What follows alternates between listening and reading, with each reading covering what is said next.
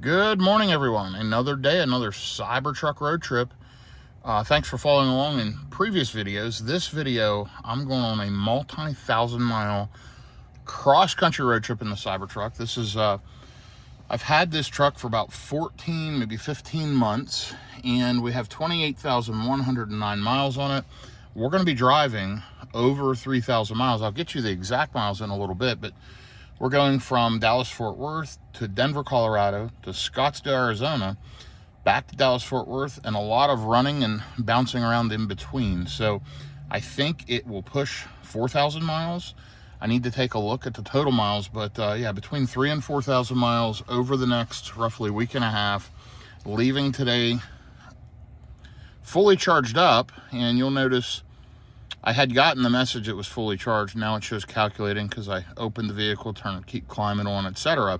321 miles, 4-mile loss over the last 28,000 miles. Now, that can be off just a little bit. The other day I did it a few days ago on my last road trip and it showed 323 miles.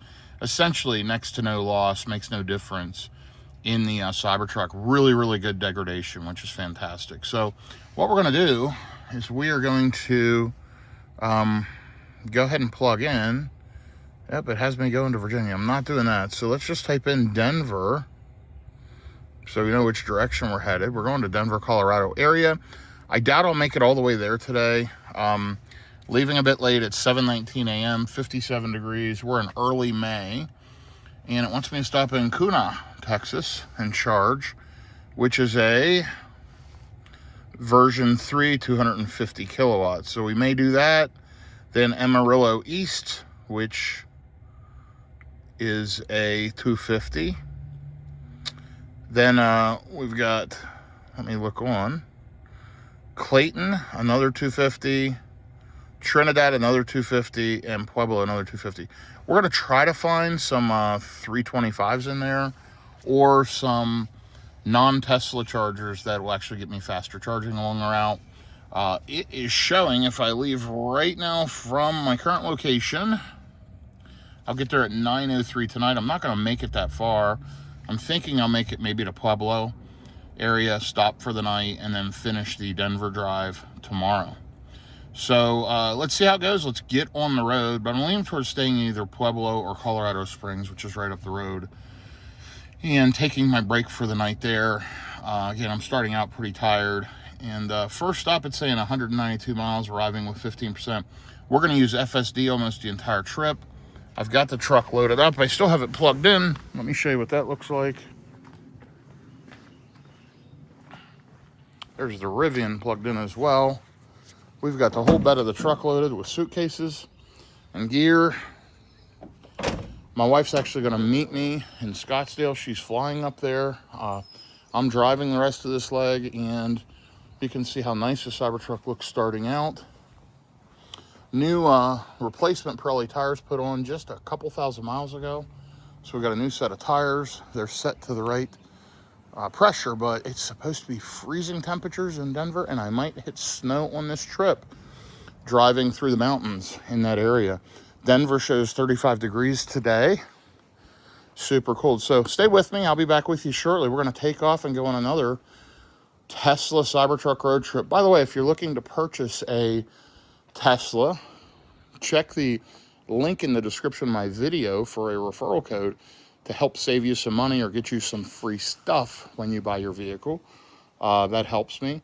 This is just me, you, and the camera. It's real world road tripping. I appreciate and look forward to all of your feedback. If you enjoy this type of stuff, click like, click subscribe, shoot me a comment one way or another. This is going to be a long one. This is a long road trip, so follow along. It's going to be a lot of fun. I'll be back with you here shortly. Okay, and off we go. Let's start driving. I love how it has you arrive at 10% at most of these stops. It's gotten so good and so much less conservative and much more real world practical. Much shorter charging stops for the most part. Let's take a look and see what it's recommending while we're self-driving. So the first one, it's recommending quite a bit of time, 29 minutes. Second one, same way, 25 minutes. Those are ones I'll try to optimize better. And frankly, we'll see. By the way, the mirrors are folded. Once I get over 30 miles an hour, they'll pop out. But I want to try to see if I can optimize a little better. See if there's faster charging around those corridors, whether it's Electrify America, EVgo, Pilot Flying J's, Iona. I didn't see any Ionas on this first leg. Between today and tomorrow, driving to Denver, and I think you saw how many miles that was earlier, but it's like maybe 800 miles. Let's go ahead and reset this trip. You can see the Pirelli tires look a little worse, but they're breaking in. I'm going to go ahead and reset that anyway, and we're going to call this Denver trip. And yes, the car is driving me. We're just going to call it Denver because we know it's a trip. So Denver, bam. So that's reset. And there I just showed you. You can touch this, pull up over here, click the name to rename it, click reset. I renamed the bottom one to lifetime. That way I can see the lifetime efficiency of the vehicle. And now we'll have a good setup to see how we do going to Denver on this first leg. And then what I'll probably do is do a Scottsdale one and then a DFW one. And I think you'll see this set of videos as 3 different videos. You're going to see the Denver trip is one video. It'll be a long one. You'll be with me all day. You'll see the next video will be Scottsdale. Again, you'll be with me. That'll be a long couple of days. And both of those are 12 to 13 hours. And then you'll see a 14, 15-hour trip from Scottsdale back to Dallas-Fort Worth.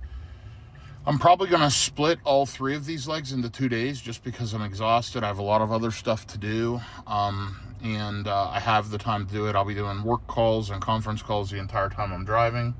So FSD right now knows we're in a 20-mile-an-hour school zone. Of course, it's very, very busy. It's 7:29 a.m. It's school time.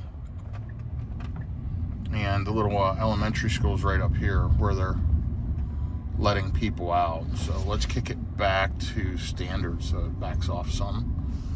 We just do not need to be going faster in a school zone for sure.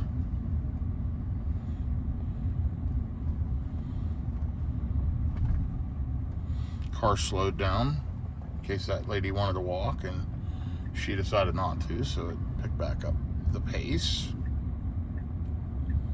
Really dreary morning here this morning. I looked and it did say there's potential snow in my route going up to Denver. It also said there's snow in my route from Denver to Scottsdale. So I'm not going to take the mountain route where I would require chains. It is still impassable by regular vehicles this time of year if I run up through the mountains from Denver to Scottsdale. So I'm not going to do that. What I will do... Sorry, I'm just watching as the car's figuring out what's going on with other cars. I'm gonna run between hurry and standard today on FSD, but what I will do is run the standard route. I've got all season tires on. This thing does great in the snow. I'm not super concerned about it. And let's just see how it does as we head towards Denver, Colorado, and then up to Scottsdale the next day. So I will be back with you in a little bit. Let me get my bearings and kind of figure out what we're doing for charging stops, and I'll be back. Well, fortunate or unfortunate, this thing has been rocking along mostly in hurry mode, running at highway speeds, a lot of crosswind, terrible efficiency, 503 watt-hours per mile, but you can see 94 miles in an hour and 33 minutes. So we've made pretty good time, again, running along at pretty fast highway speeds. I just dialed it back to standard mode just now. We are an hour and 25 minutes, 95 miles from Kuna, and 55 degrees out. So it is cold, cold, cold. 9:01 a.m. We're making pretty good progress. I have not had time to look for an alternative charging stop, but I don't think there's a good one between here and Kuna, and I'm going to arrive there with 17%. If I recall, that one's at like a Sonic or something. I can't recall for sure. But, matter of fact, I can probably take a look. Usually there's pictures in here. Let's take a look at this. It is the one at Sonic, yes. So we're not that far from that one. Again, we've already driven 95 miles on this Denver trip. Again, terrible efficiency, not unexpected in this stretch of road with the wind. And you'll just see wide open. There's cattle out there. we are just wide open in the middle of the country here as I head up through Texas towards Amarillo, Texas. Anyway, I'll keep you updated. I've got to make some more work calls. I've been on the phone ever since I departed, so I'm just kind of running pretty quickly here. In other words, not getting as many video clips for you. There's a United States flag and a Texas flag. Pretty common here. Very Texas proud. As they should be. Greatest state, as they say. Anyway, loving the Cybertruck. So comfortable, so spacious. Love my cooler down here. Got a refrigerator right here for all the goodies. Okay, we're riding along. I did find one stop change that I'm going to take. So I'm still going to stop at Kuna, but there's a Pilot Flying J that's up the road here. And if I zoom around and show you, it's right here before this Amarillo River Road charger, which is a 325. So if I hit that, it's a 350. I'll actually get faster charging. And by the way, it's free because I had 2 years of free EVgo charging that I got when I purchased my Cadillac Lyriq that I ended up getting rid of relatively quickly because it was an awful DC fast charging car. It overheated on road trips. Something fierce. Love the car.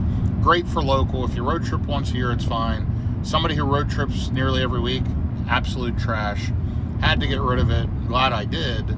And anyway, that doesn't expire. That free plan doesn't expire until July. And that plan is on my account, not on the car. So my Cybertruck gets to take advantage of that. And the Cybertruck can charge up to 500 kilowatts. So not only will I get faster charging at EVgo, I won't pay for it. With the Tesla charging, I do have credits, which is great.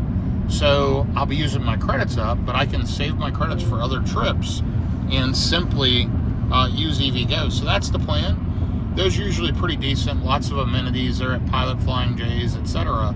So that is what I'm planning to do at this time. We'll see how it plays out.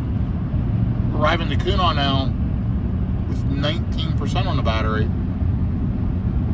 I have been driving for 2 hours, 125 miles, 495 watt-hours per mile. Again, terrible efficiency, but not unexpected on this stretch. Rough roads, high winds, and highway speeds. So I will be back with you here in a little bit and keep you posted as we ride along on this trip. One thing I do want to check, I want to check the energy graph here before I let you go and just see how we're doing. This route's typically driven at 73, slowing down by 5 miles an hour will save 2.3%, and staying below 70 would have saved another 0.3. Overall, we're tracking pretty much as expected, and driving I'm only down 0.1%. So it's getting the efficiency it anticipated. Car's doing well. I'm loving the ride. Let me sit back, relax, enjoy the drive, and I'll be back with you here in a little bit. Well, I had to make a change, and I am actually stopping. As you'll see, it's preconditioning the battery. But I'm stopping here with 30% charge in 19 minutes, 21 miles. And here's why I'm stopping. The stop in Kuna does not have restrooms. It's a Sonic. It's a drive-through. No sit-down inside, no restrooms, just employee restrooms. And sometimes if the employees are nice, they can open a restroom and let you use it. But it's kind of a tricky situation. So I'm going to stop here. It's at a convenience store. It's in Vernon, Texas. Been there before because I need to use the restroom. So I'm going to plug in, run in, use the restroom, then I'll probably take off. And then I might stop at Kuna or one of the other chargers in between because I'm not going to sit there for 35 minutes. I'll just run in, use the restroom, put some juice on, and roll. Strategically, we've got 2 stops in between. See, this is a charging desert here from Childress all the way up to Amarillo. Problem with Childress is it's only 150, but depending on my state of charge, and all 8 of those are available, Childress is at a little convenience store too, if I recall. Or is it a gas? It's a grocery store. I can't remember. Anyway, that's probably what I'm going to do, is just pop to that and then get enough to get up to the EVgo. So I'm modifying the trip because the car can go further. Excuse me, sorry, the car can go further than I can. And by the way, squirrel, take a look over here at the windmills. As we drive up along, you're going to see tons of windmills out in the distance. Massive, massive wind farms all the way along here in the great state of Texas. So, anyhow, let's take a look at where we're at as I was listening to a little batteries included podcast between phone calls. 502 watt hours per mile, still riding along in standard speed, preconditioning the battery now, stopping in 17 minutes, 18 miles, just to do a quick splash while I use the restroom, and then cruising on. I'll be honest, I didn't want to sit at Kuna for 25 minutes anyway. I mean, there's nothing there and no restrooms, whatever. At least here I can stop. It'll take me, 10 minutes to go in, use the restroom, stretch my legs, I need to wash my hands, etc. I got some trash I want to throw away because I did travel like a road tripper. I've got a little bag here with some snacks and goodies. So I've got a little bit of trash from that. I'm going to throw my trash away, use the restroom, walk around. It'll take 15 minutes. Till then, I'll easily be able to jump onto wherever I want to and get up there. And I'll figure out, if I'm going to go to Childress, what percentage will I arrive with? Will 150 really limit me? This thing has a charging curve that drops off a cliff. So once I'm up over roughly 40%, it charges at 150 or below anyway. So it's not like it's going to matter. So I'll get some quick, fast, premium electrons in Vernon and then head up the road. So let's kind of see how this goes. I am going to look on ChargeWay and see if there's any chargers between Childress and Amarillo. Because if there is Electrify America or anybody else popped up with a charger, we may just go check that out. So anyway, it's an adventure today. I'm loving it. Loving the road trip. Over here's some windmills as well. I mean, they're just kind of everywhere up through here. There's an oil derrick, a bunch of them, pumping oil out of the ground. Okay, I'll be back with you here momentarily. The battery is heating up to get to the proper temperature to accept the maximum amount of juice.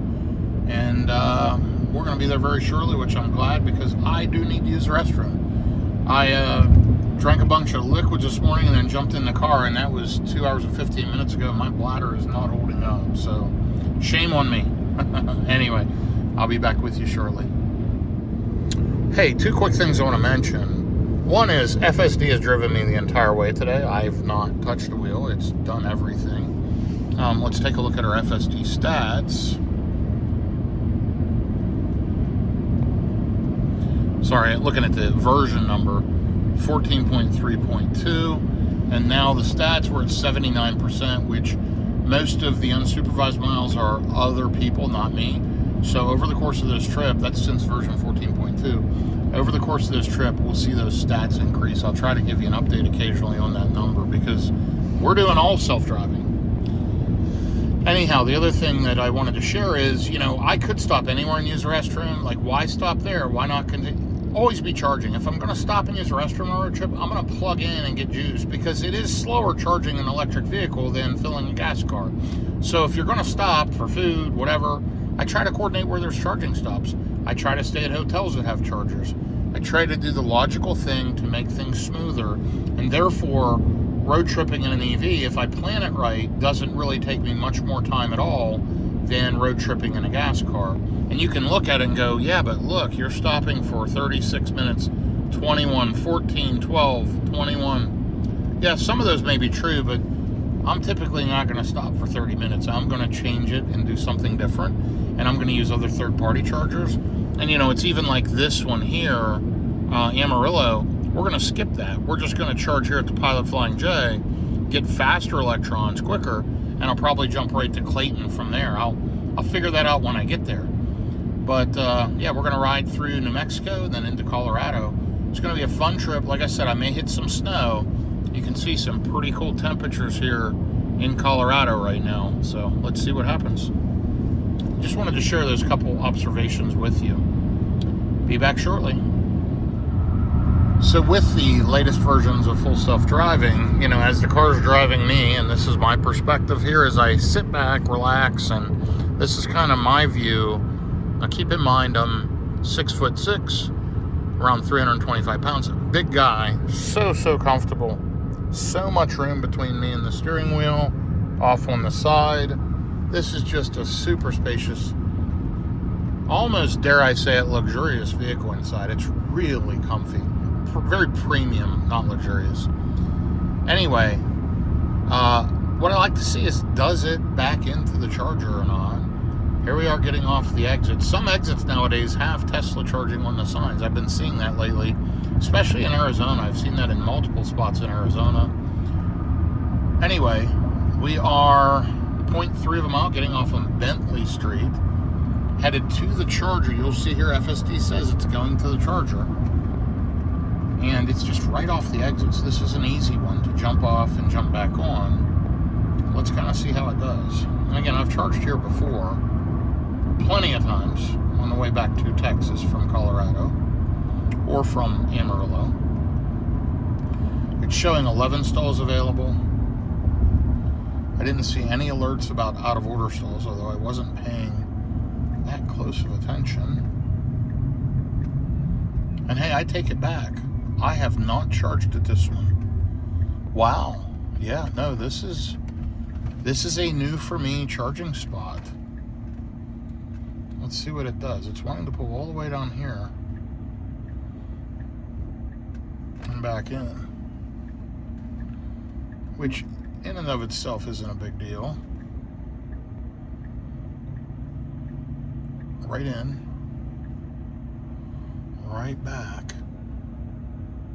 Boom. Okay, let's get plugged in and see what that looks like. We got a nice horse hauler right there. Or they're hauling cows. Yeah, they're hauling cows. Let's take a look. You can tell these are version 3 250 kilowatt. They don't have a silver ring around here, and the cables are thinner. If it was a version 2, which we might hit later, you'll see that the cables are thicker and it has that metal ring. So we're plugged in. Flashing blue means communicating. Green means charging, just like that. And I'm going to tell you, they replaced my PCS module. Prior to that, it was having trouble handshaking. So that was a pretty darn quick handshake. It's ramping right up. We're up to 52 kilowatts. Let's see what kind of speeds we get. Now it wants me to go on to get all the way to the Amarillo River Road. Up to 90 kilowatts. Let me gather my trash. Take it with me. Okay, I've got it. Let's watch this, and then I'm going to run in and use the restroom. Up to 133.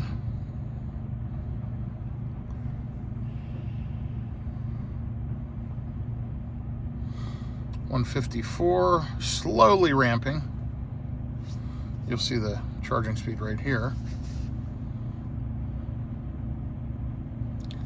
We are not going to sit here for 40 minutes, I can assure you of that. Up to almost 200 kilowatts now. Still ramping. Started charging at 9:57, it's 9:58 now. 205, 206. At some point when it fully kicks up, we'll probably see a little eye right here and say that the charging speed is limited by the charging station because this truck can pull faster and more juice. I'm going to go in. I've got to use the restroom. It's a slow ramp, obviously. We've already been here 2 minutes. It's still ramping, but I assure you it's going to hit up close to 250 kilowatts and then start tapering. You can see it's still climbing just a little bit as power modules on the charger spool up and whatever. But let me go use the facilities and be back with you here shortly. See, it's up to 210. All right, be back soon. Okay, we're walking over to the truck. It's still pulling 170 kilowatts at 43%. All I did was walk in and use the restroom, wash my hands, and come back out. We're right off the interstate. It's a good stop. Super windy today, but nice amenities. It's a truck stop, so it's open 24 hours a day. 12 chargers here, so it's a good one. And the Cybertruck is looking good. Man, I don't do anything to maintain the exterior of this. I literally just run it through car washes. And it ends up looking pretty darn good. because I properly ceramic coated it and used Barkeeper's Friend first to take off all the contaminants. So let's take a look in here and see what we're looking like. At 45%, we're pulling 162 kilowatts. So where do we want to go? If we take off, we're minus 24% to the pilot Flying J, so that's not going to work.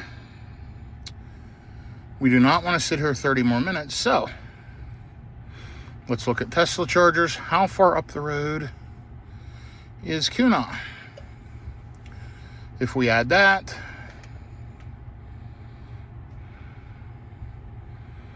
okay, it is 30 minutes up the road, and we would arrive with 34%. So we would see speeds over 150 kilowatts. So that makes sense to me. So let's go pop to that one. No sense in sitting here. We have been here, what, 9:57. We've been here 8 minutes. We've added 22 kilowatt hours energy. I'm up to 47%. Time to unplug and hit the road. We're overcharged for the next one for sure. But this was an unexpected stop. So no sense in sitting here. Press the button, wait for it to go white, unplug, put it back in the holder, and go turn FSD on. By the way, there's my nice CCS to NAX adapter. $8.20, 35 cents a kilowatt hour. Pretty nice integration. Okay, let me get my seatbelt on. I'll be right back with you. Seatbelt engaged, let's go. Self-driving, get me out of here.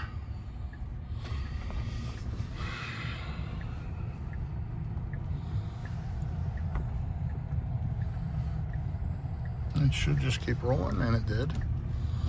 It should jump over to the left lane here in a second. So that was an easy stop, right? I mean, I threw on a little bit of juice. We can look at the charging stats right here. Last paid session, Vernon, 9:57 a.m. Not even been 9 minutes since then. And $8.20, just a quick splash. And off we go. We got 48% back on the battery. So that's why, you know, don't overthink it. Just always be charging. Those 7 or 8 minutes there saved me 7 or 8 minutes at the next stop. So now I'm going to head to the next one, charge a little bit, and see what we need to do, where we can go, and how I can get to that pilot Flying J the quickest. Now I could go further, and I could go up to that next 150 kilowatt charger. The problem is I would arrive lower in the battery, and it can't juice me as quickly. So I'm going to waste minutes of charging time pulling 150 kilowatts instead of 250. I did see it ramp up here at this last stop to about 220, and then it tapered off. It just was a slow ramp for whatever reason. Might have been the charger, might have been the battery not fully preconditioned. Either way though, we'll hit Kuna here in 28 minutes, 27 miles. So right up the road, go left on Simpson, and we'll pull into the Sonic, back in, and throw some juice in. So that is the next stop. I've got to jump on a conference call. I'm going to knock that out quick and be ready for this next charge. By the way, the sky's lightening up, beautiful blue skies, 57 degrees, and just headed up into another part of Texas. Thanks for following along. Okay, well, here we go. We're in Kuna.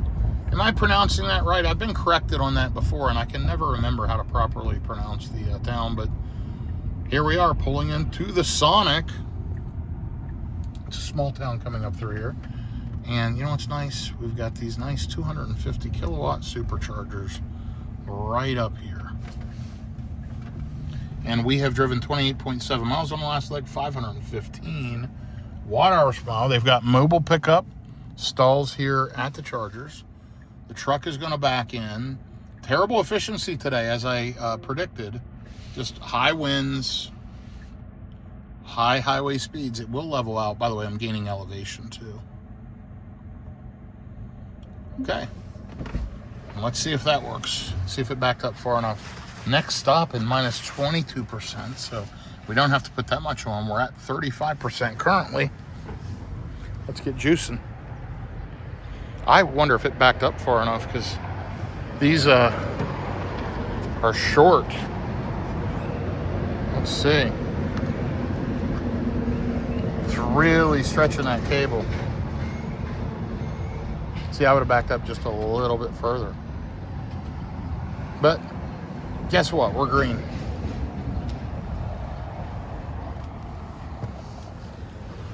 Okay, let's see what kind of speeds we get. Now it's saying 25 minutes to continue trip. Now it's thinking that we're gonna go another 15 minutes further. So it's wanting me to put enough juice on to get to Amarillo River Road. So it's saying 25 minutes. Again, we're at 35% of the battery, plugged in at 10:34 a.m.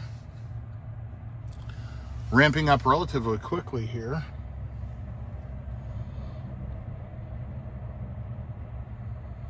And let's just see what kind of speeds we get.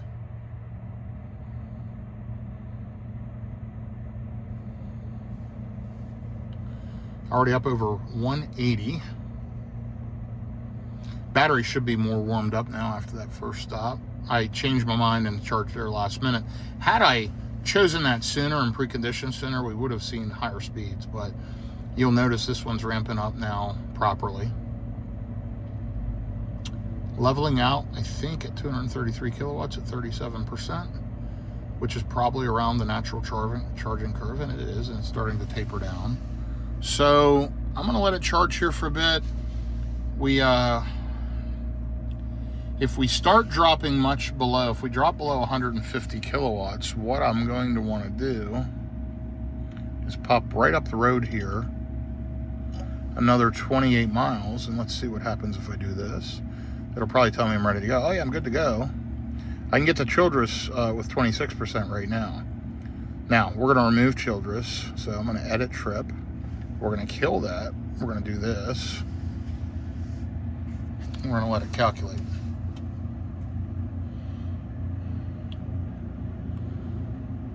So, we're still pulling 207 kilowatts. Let me check my emails, take care of a few things. I'll be back with you shortly, and we're gonna figure out, do we pop up the road to Childress? If I drop below 150, honestly, if I drop below 140, I'm better off to pop up the road to Childress, throw a little extra juice on, and then go. It would save me time. And Childress, just like this one, it's right off this same road. It's actually on the same side. It's on the opposite side there. So the side I'm driving on, it's at a little convenience store, if I recall. Super, super easy. Just pull in, throw a little juice. So let's see how this goes, and I'll be back with you here shortly. So we've been charging here for about 5 minutes. It's 10:39. Already put in 16 kilowatts of energy, but you'll see it's dropped down to 153 kilowatts already. So I highly doubt I'm going to sit here for another 20 minutes. It doesn't make sense to me. I can pop up to Childress, drive another 30 minutes up the road, throw some good juice in there. And right there's Childress. And then from there, my next stop will be that EVgo. So let's take a look at how far the EVgo is. Let's kill that. So it is 10:40. It's about a 2-hour ride. I wish it showed miles right here.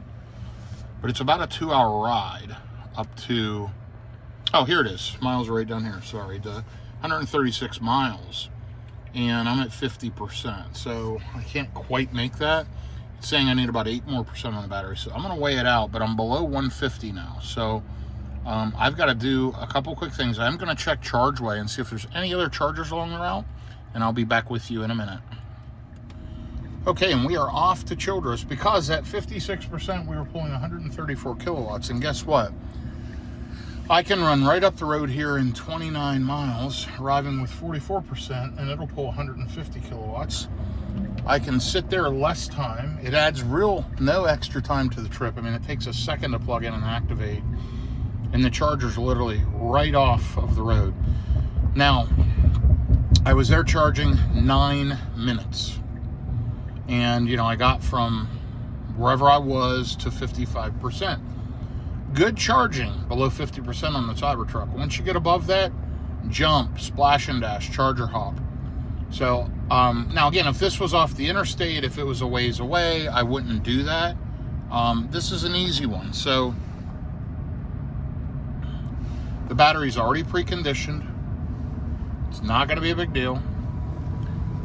Self-driving's driving me there. I'll be able to get out and stretch my legs in another 30 minutes. And then from there, it's only an hour and a half up the road to the next one. And after that, we can charger hop, I think, most of the way up to Denver. You know, we're already 200 miles into this trip, leaving, what time did I leave this morning? A little after 7, wasn't it? And it's 10:45 a.m. now. We've done 191 miles, 511 watt-hours per mile. Terrible efficiency starting out. We'll see how that goes for the whole trip. But, man, I love road tripping in a Tesla. I love the ease of the Tesla network, but their number one negative for me, the charging curve sucks. This thing charges great from 0 to 50%. Most Teslas do. They need to improve the charging curve. This thing should hold 250 kilowatts up to 70 or 80%.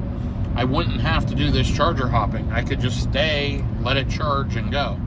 But that's simply not the case, so we're going to pop another half hour up the road, plug in. Now, in all reality, I could have sat there another 5 to 10 minutes. It would have given me a 5 or 10% buffer to the next stop, and I would have left. It's conservative. It would have wanted me to get to the next stop with 15 or 20, and it doesn't know that I would fill up at the Pilot Flying J. It was focused on that next stop.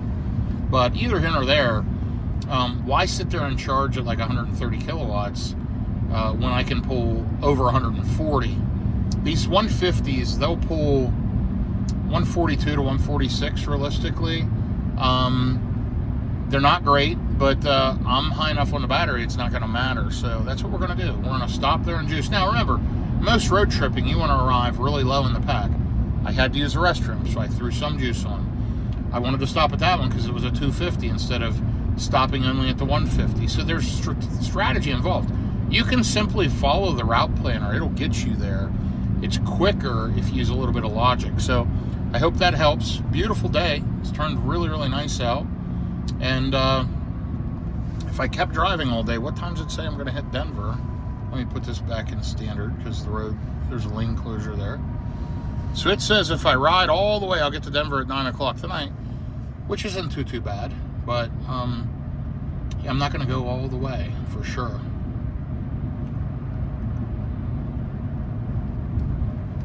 I would like to either stay in Pueblo or Colorado City. Pueblo's the ideal spot, timing-wise, but there's no hotels that have chargers that I'm aware of in Pueblo. Colorado City has plenty that have chargers. Whether I can get on one or not is another story. But I need to research that here as the day goes on. So when I get probably to this Pilot Flying J, where I'll be there a little bit longer, because that's another charging desert from Amarillo all the way into New Mexico. I need to stop and I'm going to strategize on where I want to stay tonight. And I may even go ahead and book a hotel at that point. In the meantime, I'm going to sit back, relax, and enjoy the drive. Thanks for following along. I do appreciate it. Okay, we're about 10 minutes out, 525 watt-hours per mile. We've been running in a hurry. I just kicked it back to standard. You can change the speed profile by scrolling this wheel up and down. Or you can click here. It's got a whole bunch of options. Sloth, chill, standard, hurry, and Mad Max. At destination, park curbside. We're going to park at the charger. Really, really cool features. Yeah, we're only 10 miles out. I just started preconditioning. We're going to arrive with around 44%. Don't need to charge, obviously, at 48% on the battery right now, but got to get to the next stop. So, could I slow down and make it there? Yeah, sure. I could make it. But we're going to stop, throw a little bit of juice in. My guess is this will be a 5 to 10 minute stop, and we'll be back on the road to that Pilot Flying J. EVgo, GM Energy, yada, yada, yada. 350 kilowatt charger, which I'm going to check it when we get up here. It showed all 4 stalls available. It's 2 chargers, 2 350 kilowatts, split 175s, and it showed all of them available. Of course, at those, I have to use my adapter. I've not seen any of those yet where they've converted to the NAX plug, although I hear that's something they're going to do. FSD has been pretty much flawless. It's gotten so good. If you haven't experienced it, go do a test drive. Click my referral link that's in the description of the video. Go do a test drive. By the way, something I'm going to recommend everybody, these 3W floor mats, I have them in the Cybertruck. They have a carpet attachment that clips on the top. Here's the driver's side. My feet are all the way back here. I'm going to move my feet around and show you. These are just fantastic floor mats. Complete sets are relatively inexpensive, good pricing. There's a link in the description of the video. And then the last thing I'm going to mention is EV Base makes amazing adapters, tons of accessories for your Model Y, your Cybertruck, whatever. Check out EV Base as well, and check out my referral code. My referral code for most vendors is ByTesla.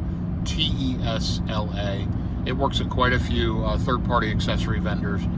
Feel free to use that to save yourself some money, but I only recommend products I actually use, and I use a ton of stuff from EV Base. I use 3W floor liners in nearly every vehicle, and I find them to be better than 3D mats and many others. So personal preference, of course, but I think they're fantastic. We've got 28,320 miles on this Cybertruck. We're going to be doing a massive road trip. I've got to get you the miles for the whole trip, but we will cross 30,000 miles. So, you know, I will be doing my 30,000 mile review in the midst of one of these videos here coming up. It won't be on the way to Denver. It might be on the way to Scottsdale. We'll see. Anyway, more details to follow. I'll be back with you here as we get to the charger. So the car has Grok in it, which is located right here. You can click Grok. Grok pops up, wants to know what you need. And I asked Grok, how many miles is it from Flower Mound, Texas to Denver, Colorado, from Denver, Colorado to Scottsdale, and then from Scottsdale back. And it told me approximately 3,000 to 3,100 miles, depending on the routes I take. So we're on about a 3,100 mile road trip over the next 2 weeks. However, I will be adding miles in between. So my guess is I'll use about 3,500 total miles. We started out with just over 28,000, and we should end up with over 31,000 miles on this thing. So it's getting proper use. I'll be candid, I would have taken my EQS, but I asked a friend of mine what his thoughts were, and he said, you know, listen, full self-driving, I would take the Cybertruck. And you know what? Totally true. The Mercedes, they have a thing called Drive Pilot. That's their advanced driving system. The 2023 EQSs do not have that. They just have assisted steering, and it sucks. It constantly nags you. You can't look away at all. Basically, you just have to stare at the road the entire time. You can't look at your infotainment screen. You can't do anything. It's pretty much useless. So it's best to shut off the steering assist and just use cruise control. And at that point, you're driving the car the whole way. I've got a lot going on. I'm kind of tired, to be honest. I wanted to be able to relax and enjoy the drive, and self-driving allows me to do that. So the choice of which vehicle to take, you know, I've got the R1T, I've got the Mercedes EQS 580 SUV, I've got this dual motor all-wheel drive Cybertruck, and it was a no-brainer, Cybertruck FSD. So it really makes me consider future vehicle purchases with ADAS systems and everything else. I mean, I love the EQS, but it's a limiting factor that it doesn't have self-driving. And the problem with Tesla right now is they don't have any premium vehicle options. I mean, they got rid of the Model X, they got rid of the Model S, rightfully so. All they have is the Y and the 3, basically, and then the Cybertruck. So I really hope and wish that Tesla releases some type of luxury full-size SUV with normal doors that you can fit a bunch of people. The Model X was barely bigger than the Model Y, and frankly, you can barely tell the difference side by side. Most normal people think they're the same car. You can't tell. They're that close. So hopefully Tesla comes out with something bigger. If they did, I would buy it in a heartbeat because I love full self-driving. Anyway, in the meantime, I'm going to relax and enjoy the Cybertruck. We're getting ready to pull into Childress here in just a few minutes and scaling the speed back. Let's watch as it does that. We're hitting the 55 mile an hour sign right now. Boom. Dialing back. Good job, Tesla. Now speed will keep slowing down through here. Right up here's the 50 mile an hour sign. Just watch it hit that. It sees it now. Boom. Slowing down. There's the sheriff's office.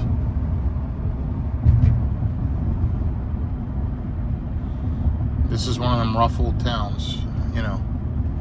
Really fell into some hard times. A lot of vacant buildings and properties and abandoned and whatever. but we're in Childress, Texas currently.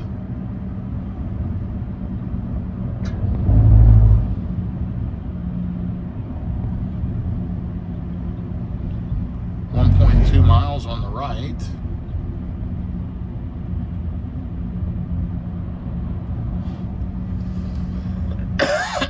Excuse me. I have traveled this route for many, many years, and no one has added any charging along this route other than Tesla. Tesla's added a couple, like QNA's newer, that first one, Vernon's newer, but for a while, we just had Childress, the old V2. And then there was only one in Amarillo. Now there's 3 or 4 around Amarillo, all Tesla. Of course, EVgo added theirs, but just makes it rough road tripping with such limited options.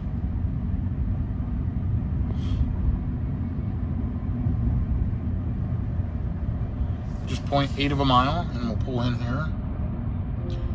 One thing about FSD, it waits and doesn't jump lanes until it feels absolutely necessary. So, like, it could ride in the right lane right now, but it won't. It'll wait. Now, I could click the right turn signal and make it fall in line, but I'm going to let it do its thing.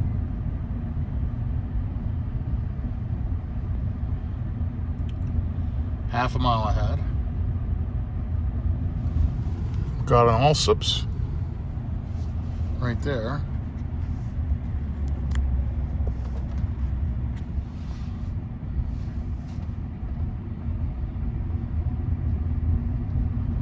I'm going to tell it to jump over, am I?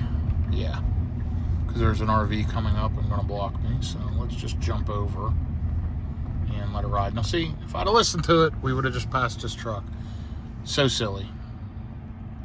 But, you know, that was me getting nervous, being like, I need to get over so I don't get blocked, and it would have figured it out.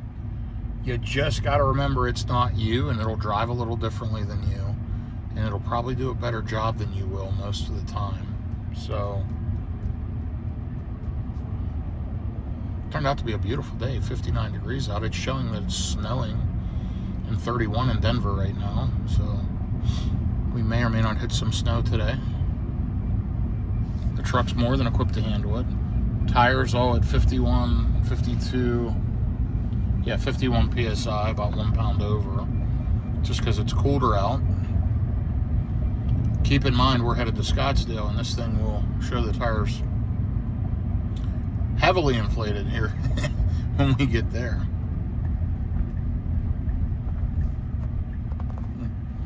Cutting through the parking lot here. Riding right up along.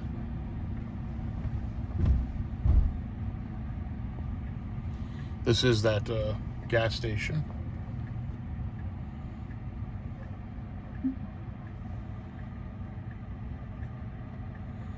It's doing a pretty good job of backing into charging stalls, I gotta admit. Now, last time it didn't quite back up far enough. I'm gonna make sure it does this time. Yeah, I think that's good. Let's give it a shot.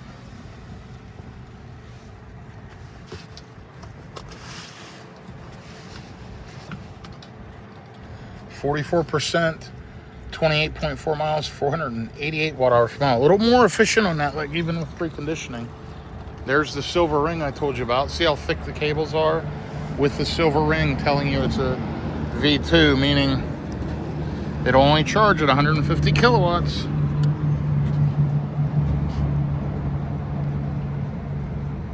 These take a little longer to authenticate. Handshakes on a V3 are almost instant.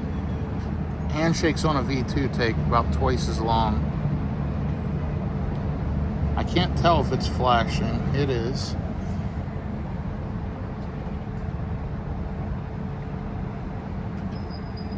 And there we go, charging. Notice how much longer that took.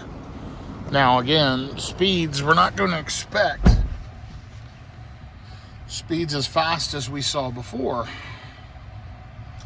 But now you remember, it wanted me to sit another 15 or 20 minutes back at the last stop. I unplugged, came up here, and now it only wants me to sit 10 minutes. And that's because we're going to get faster speeds. It popped right up to around that 146 mark I mentioned. So we're going to get faster speeds for longer, and I can charge less. So 147, which is really good for a V2.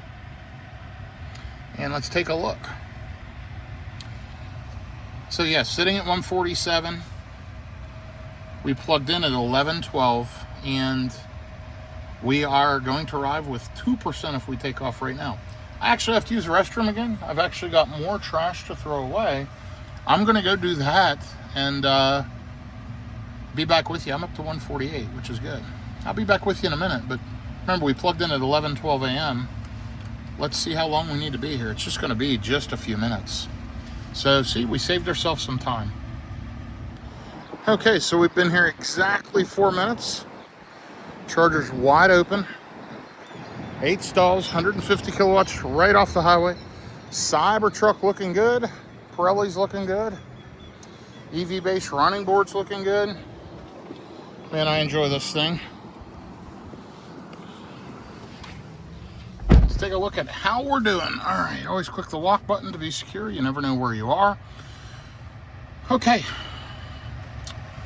107 miles, arriving with 7%. What we need to do is look if we continue on getting to the actual Amarillo Tesla charger with 3%. There are bailout options in between. Let's take a look strategically.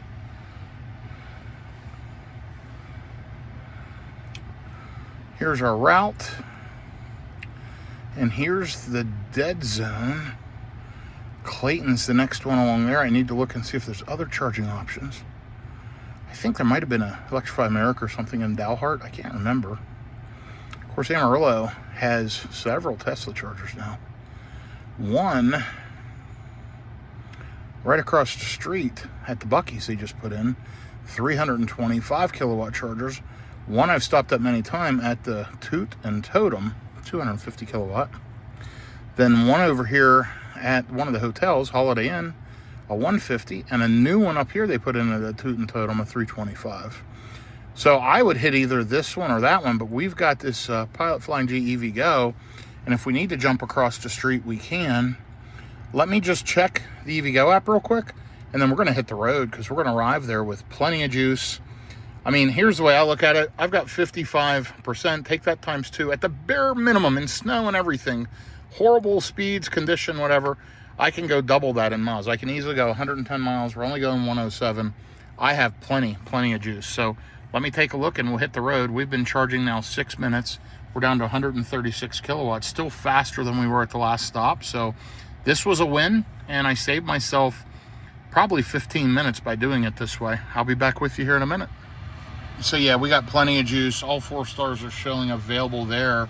Then there's another EV Go not far from there, out on 40 on the direction I'm headed. That's got 4 stalls. So I think we will probably hit this one. We're going to skip Amarillo, and then we might hit one before Clayton as well. We'll see what that looks like. But let's go ahead and unplug and get on the road and get the heck out of here. We got plenty of juice. There's no sense in sitting here any longer. So unplugging is the same. Press the button. Goes blue, goes white. Stick it up in here. And off we go. And by the way, I can definitely tell a difference with the new PCS module. Less clicking and clacking. 1 second while I get my seatbelt on.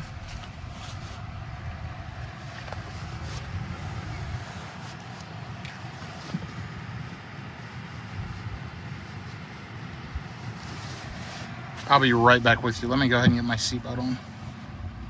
Okay, Tesla, get me out of here. Let's go, go, go. Yeah, less clicking and clanking, faster ramp up. It definitely feels different, if that makes sense. I can tell something changed, and clearly I had a PCS issue going on, so hopefully that's now resolved with that latest piece of hardware. They did put the latest and greatest hardware in there for me. We have got 107 miles. We're going to arrive with around 14%. And let's hit the road.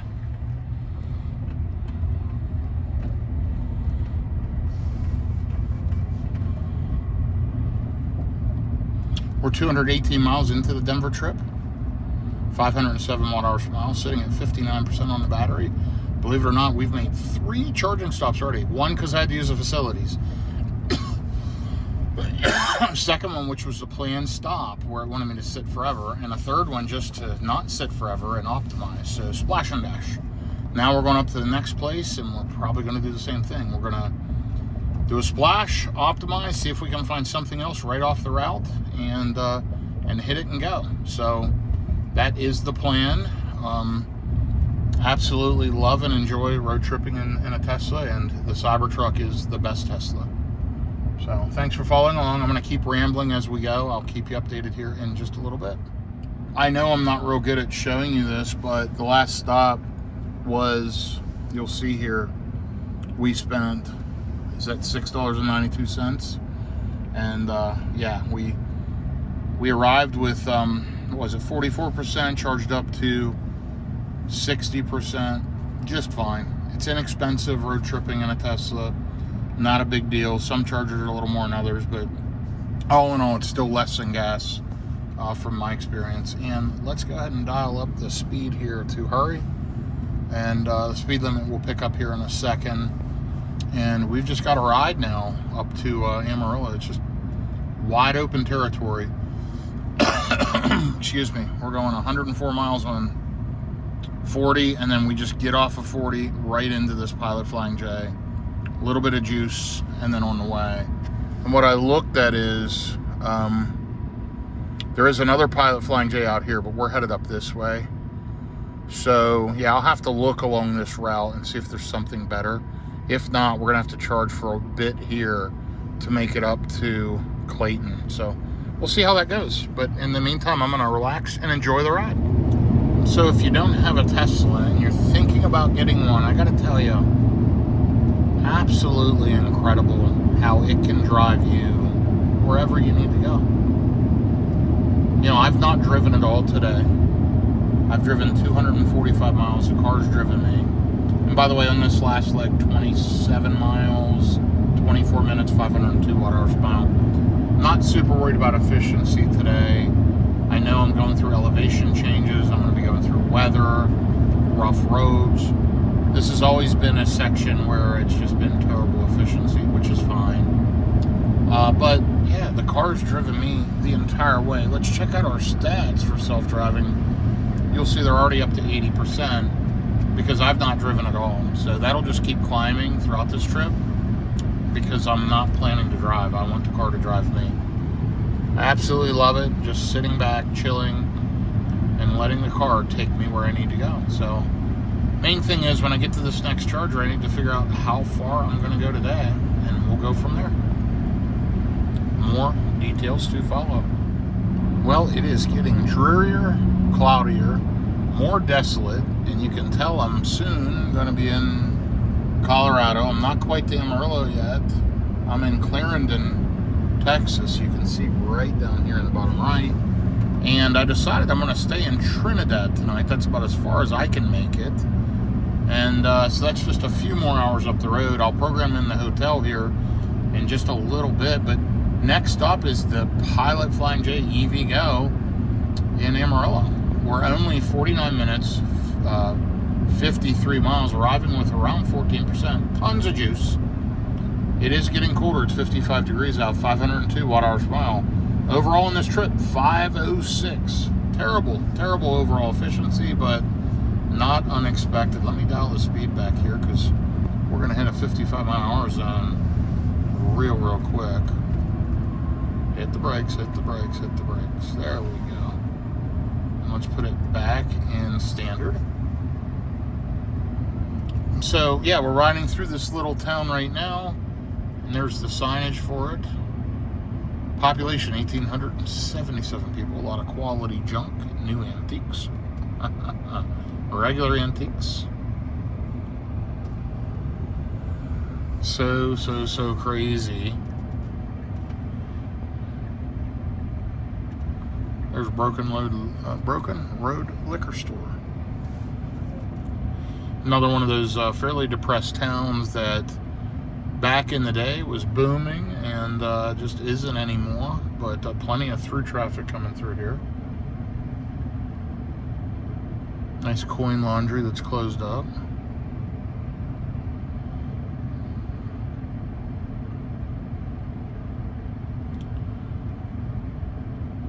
So, next up, Amarillo, Texas. Let's see how FSD does with this construction right here. See if I have to intervene. So far, I haven't at all, period, for anything that's been thrown at it today. But we'll see how it feels about this.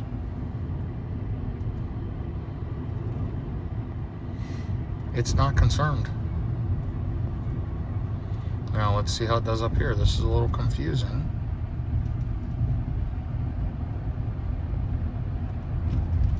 No problem.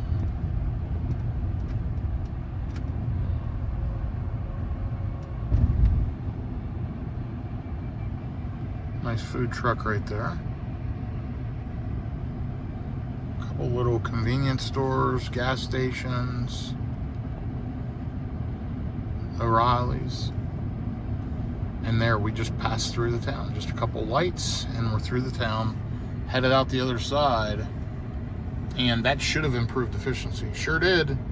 487 watt-hours per mile. Speed kills efficiency. Also, this is just gaining elevation all the way into Denver as we head to the Mile High City. And, you know, from closer to sea level in the Dallas-Fort Worth area. But also the weather and the road conditions and the speed. Anyway, I'm going to go ahead and get that destination updated. I'll be back with you shortly, and we'll take a look at things together. Okay, so we're going to stay at the Hilton Garden Inn in Trinidad, downtown, on 201 Americana Road. They have blink charging there. They have 6 of them. Hopefully they're available. We've got 2 charging stops according to this. You know, that's the 3rd one, but it's showing 2. The Tesla and the Tesla. So what we're going to do is we're going to stop at the Pilot Flying J, then we're going to stop in Clayton, and then we'll be there hopefully right to the Hilton Garden. There is a Tesla supercharger in town in Trinidad as well as in Electrify America.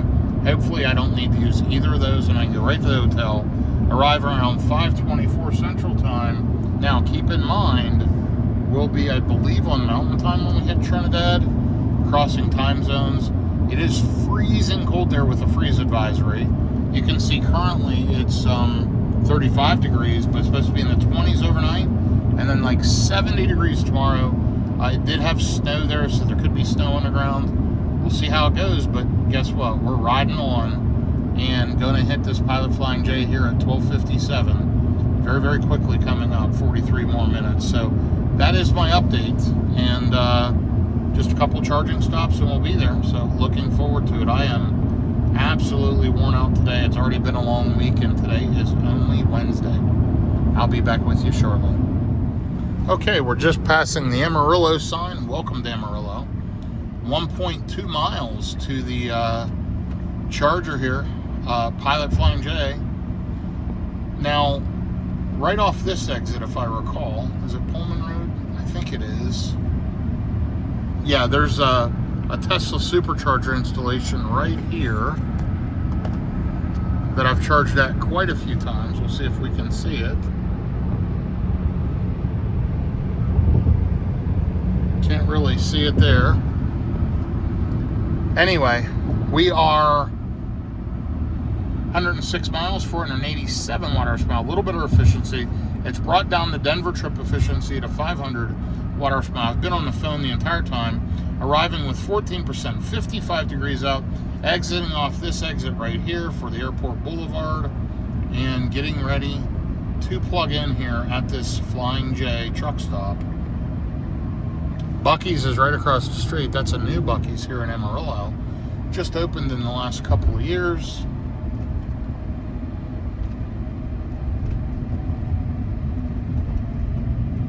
I didn't know if you knew this, but Flying J has the best coffee according to the signage. I see the chargers right up here on the right. They have the blue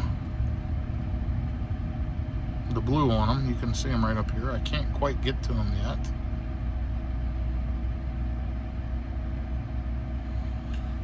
So yeah, this has been a good trip so far. Uneventful. I've just been on calls the whole day. Right over there is the massive Buc-ee's, where you do have a Tesla supercharger over there as well. They're all the way back against that corner. I don't know if there's a Mercedes charger or anything there. I don't believe so. But I can see these EVgo chargers here at the Flying J. See the GM Energy canopy right out there? And I'm about ready to get over here and get plugged in.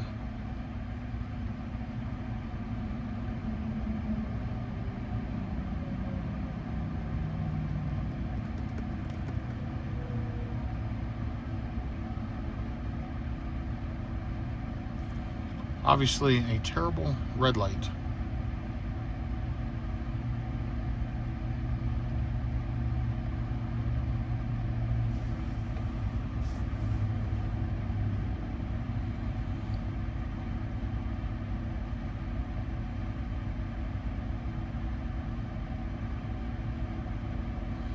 Should be going any second.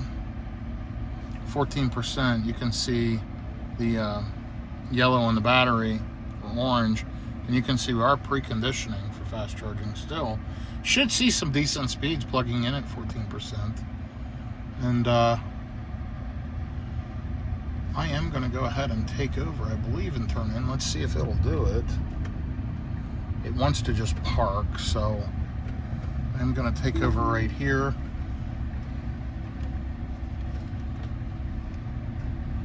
Let's take a look. That one's active.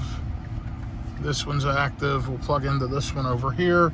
I know they're active because of the blue light on the top. When they're out of service, they're red.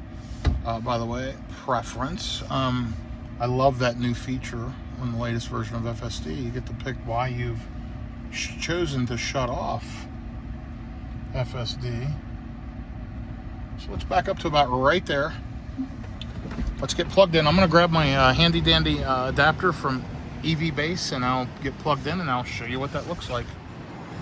Okay, connecting to your vehicle. I just plugged in, got the adapter right there. Works fantastically.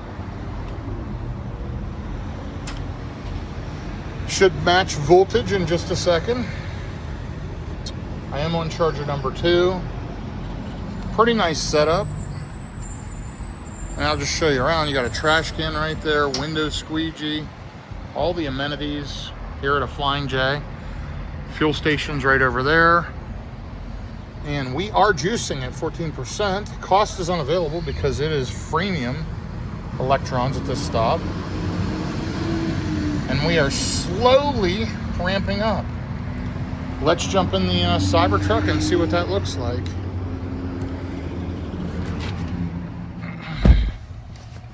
Here we go. Now it's jumping up super fast.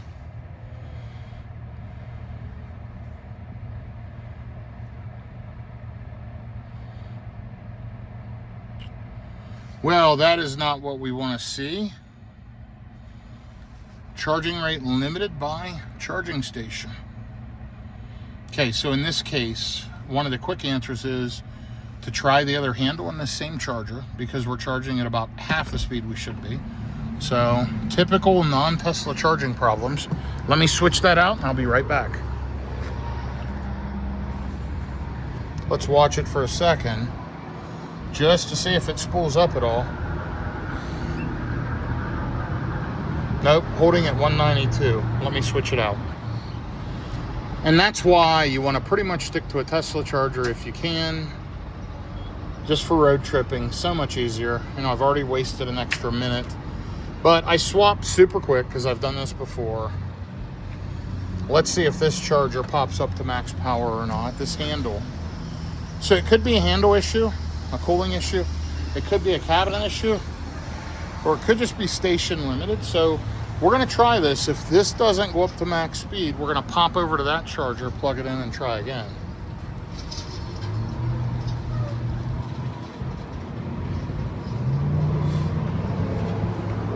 Let's give it just a minute.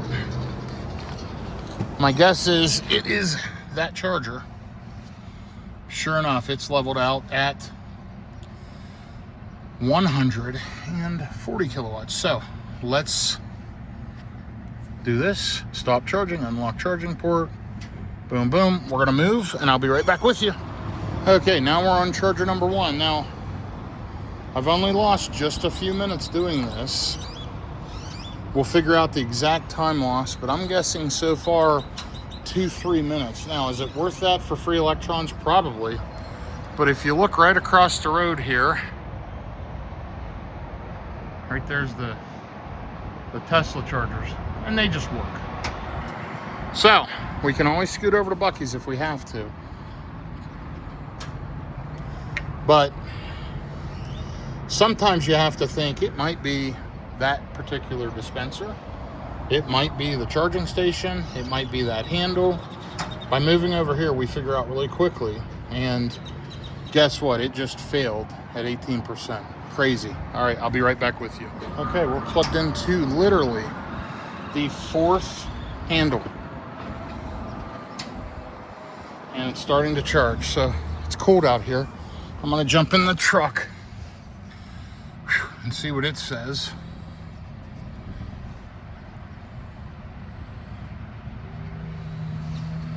Now we're popping up to speed. Absolutely crazy, by the way.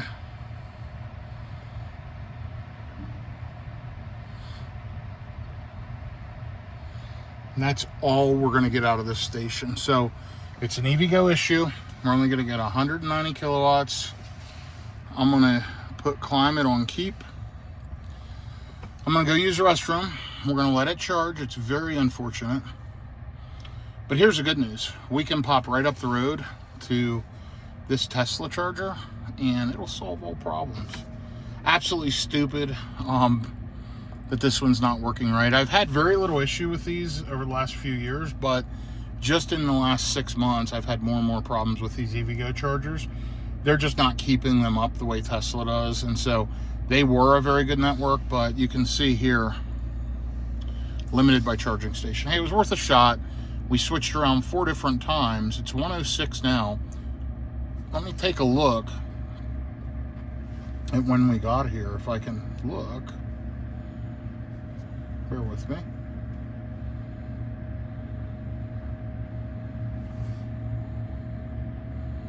Yeah, I can't quite see, but I'll check on my phone and I'll be right back with you.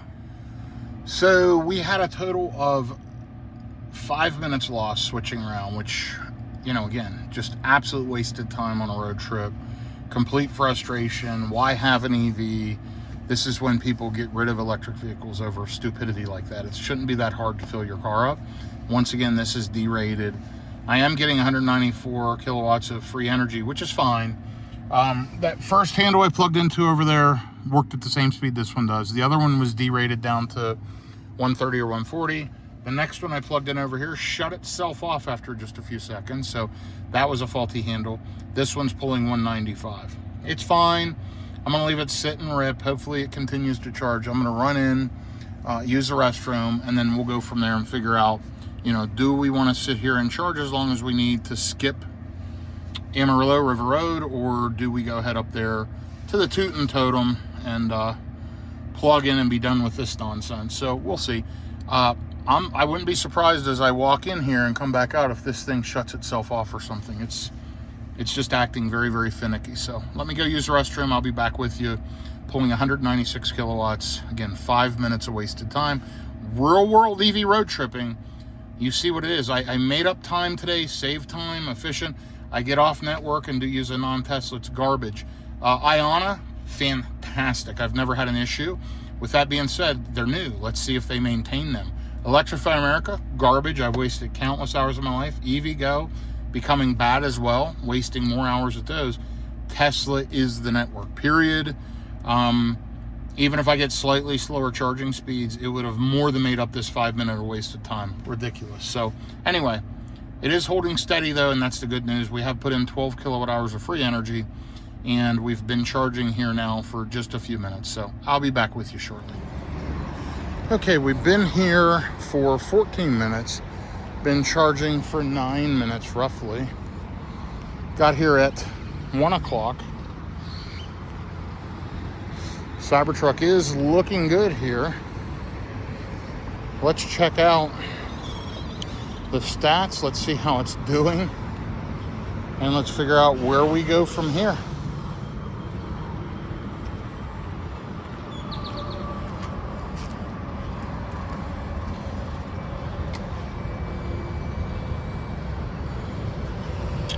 Okay, Okay, so it's obviously tapered down. Been charging for almost 11 minutes. Put in 34 kilowatt hours of energy, up to 44%, 164 kilowatts. Let's take a look and figure out exactly what we need to do here. So it's still ripping along. It's funny, it shows this is a level 2 charger basically. So we'll arrive to Amarillo with that. Wants me to charge there for 13 minutes and then go to Clayton. So let me click on Clayton. Let me add Clayton. Now, let me remove all charging stops, which should remove Amarillo and keep Clayton.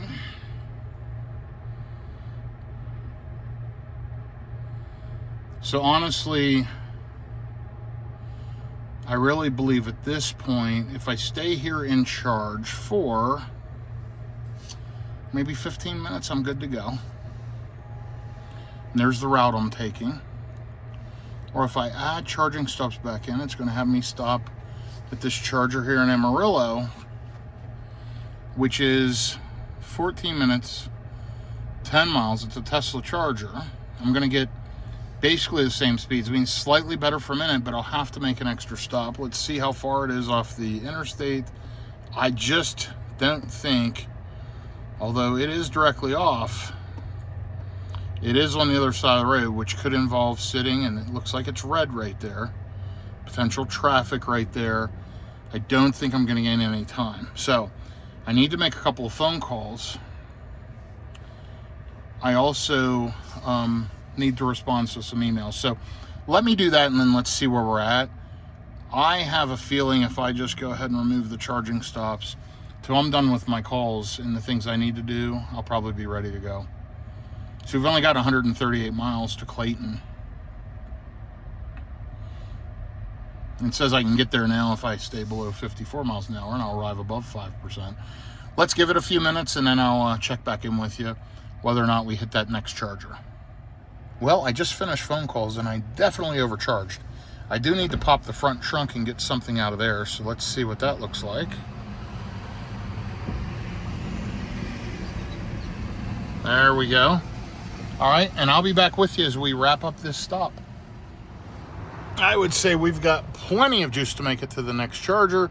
Clayton, New Mexico with 14%. We're already at 72. Not a problem.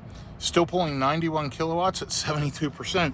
It does charge okay, super high. It's that middle curve that's pretty bad. Let's take a look. Been here, wow, almost 30 minutes with the screwing around with the chargers. I was here 30 minutes, way too long. But guess what? I got stuff done I needed to get done. Interesting, it's estimating a nickel in cost. Let me go ahead and stop charging.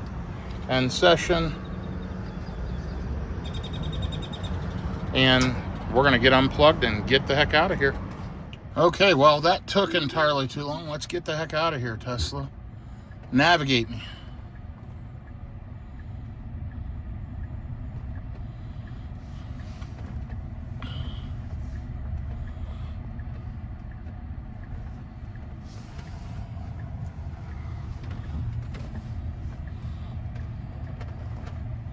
Good job jumping over to this lane. Cybertruck just pulled out there. They were probably smart. They probably charged over at Buc-ee's. But here's the deal. I charged way too long. I was on the phone. I was on email. I was working. And I literally rushed there at that stop. I don't like to do email and do that type of work when I'm driving. So I had to do that. So yes, it was a 30-minute stop, but I needed it. I feel better. I feel refreshed. I got done what I needed to get done, and now I'll get back on the road. 55 degrees out, 135. Arriving in Clayton with around 16%. Should be totally fine. Let's take a look at the Clayton charger.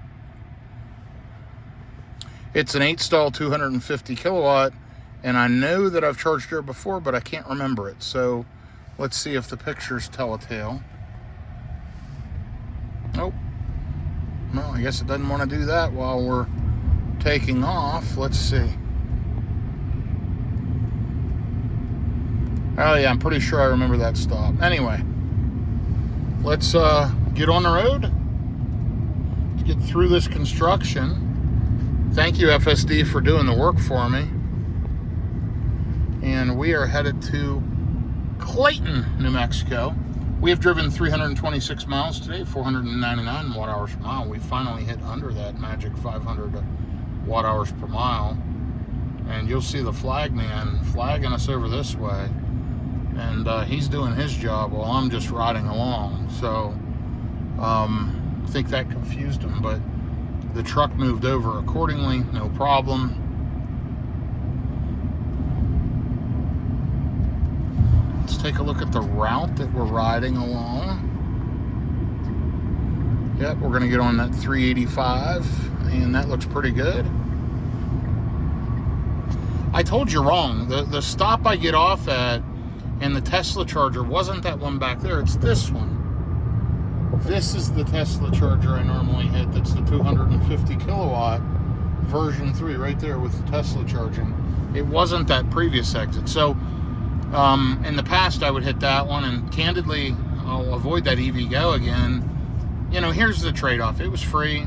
I sucked down a lot of electrons at no cost, but the cost was my time. It probably added a total of 8 to 10 minutes because it charged slower than it should have, and I had to unhook multiple times.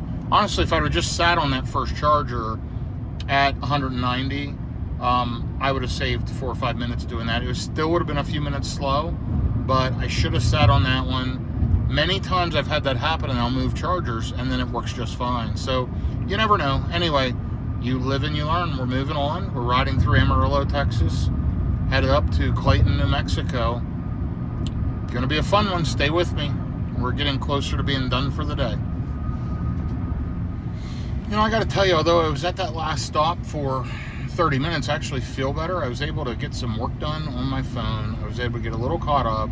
I was able to walk around a little bit, and I honestly didn't wait on the charger other than the wasted 5 minutes up front. The rest of the charging was effective enough. I mean, I overcharged a little, but you know, I'm going to arrive to Clayton with around 16% in an hour and 45 minutes. That gives me a little buffer on the highway to, you know, go a little above highway speed.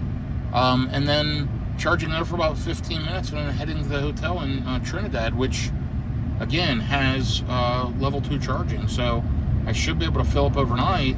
And then in the morning, I've got to go to the Denver airport, pick up some coworkers, and then on to meetings in and around the Denver area all of tomorrow and tomorrow night.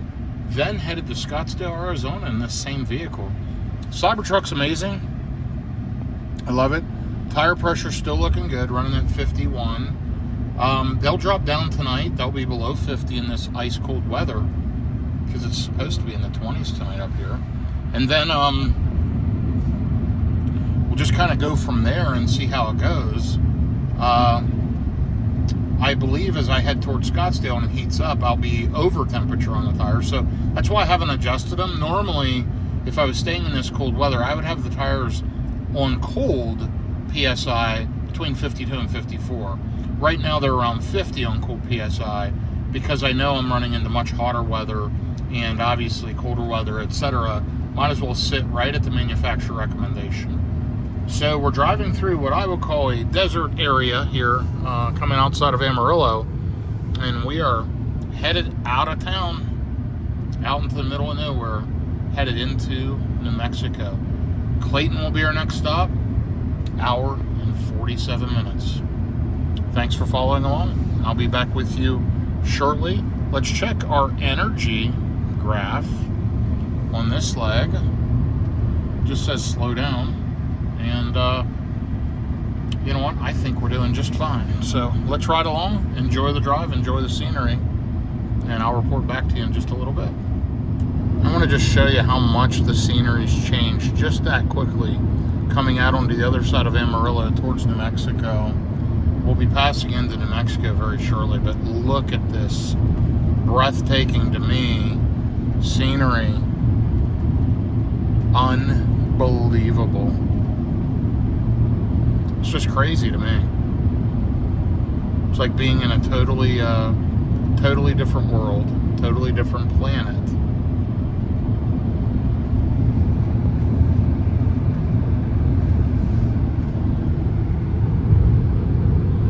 very, very wild. Anyway, we'll get good efficiency now for a while. 394 watt hours per mile. We're just plugging along. Coming up here to an intersection where the truck will stop, and then we've got to turn left and get out on Tascosa Road. There's your rumble strips.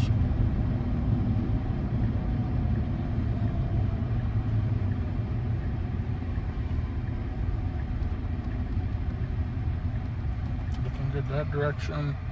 Looking good that direction. Let's go, Tesla. It stopped, looked both ways at the same time. Pulled over into the far right to get up to speed, which is smart. Nice, safe practice. And now it'll merge over to the left. Good job, Tesla. All right, 23 miles when we jump on 385 north. But in the meantime, we're riding out through the country, 70 mile an hour road.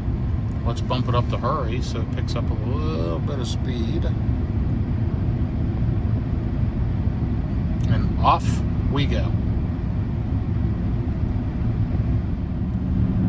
Well, I gotta say, we're now seeing that efficiency that I would expect when we're not gaining a ton of elevation. We're at 395 watt hours per mile for the last 43 minutes, 47 miles. So it's really doing a great job. In 1.3 miles, we get on 385 north. It has warmed up some. It's 59 degrees, which is surprising to me. Pretty nice skies, but I know we're headed into more inclement weather. 90 miles to go to Clayton. Looking forward to getting there. 16% on the battery, estimated state of charge upon arrival. Hour and 24 minutes. So I should hit there a little before 4, and then I should hit the hotel hopefully around 5:30. My goal is going to be to get to the hotel with 10-15%, and then if we need to go charge, we can. There's multiple chargers in that area. But I forget what town I'm staying in. Let me take a look. Oh, Trinidad. But if not, it's not a big deal. Like if those chargers aren't available, it's not a big deal. We'll run to one of the Electrify America or Tesla fast charger there. Look at these mountains, hills, whatever you want to call them. I mean, check out that tabletop right there. It's wild. Really, really cool. Just in the middle of nowhere, just raised up. Beautiful part of the country we're headed through. A lot of natural beauty. And yeah, fun ride. Hour and 23 minutes to go. Just waiting to turn right on 385 north behind this school bus and behind this pick 'em up truck. And then off we go. It's pretty neat. I've driven this many times. Multiple Mercedes S-Classes I've owned. Matter of fact, my BMW 7 Series, BMW X5, I've driven this in a lot of vehicles, including my Model X Plaid. This is by far the best experience in this Cybertruck. It's like riding in a Barco lounger. It's so comfortable with the big chairs and the self-driving, and man, what a way to road trip. Anyway, I'll be back with you in a little bit. I'll keep you posted as promised throughout the trip. And this is a fun one today. Just a couple more stops and we'll be there. You saw just fast charging stops, one longer one while I did a little bit of work, and off we go to the next stop. Well, speed kills efficiency, but we're driving straight and we're running at highway speeds, and I imagine my efficiency is going to get killed. It's 50 degrees out, so it's chilly. However, we have driven 421 miles today, 485 watt hours per mile. Not terrible.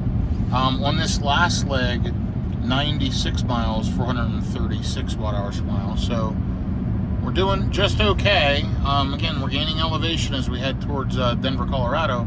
Next stop, 41 miles out to Clayton, New Mexico, to the Tesla supercharger. Arriving there now with a 20% estimate. This thing's always, at least since I've gotten a Cybertruck, it's always been very conservative. It'll say you're going to arrive with 15%. You end up getting there with 20%. I like that conservative approach. It's definitely smart, and I think overall I get decent efficiency because of the wheels and tires I have on.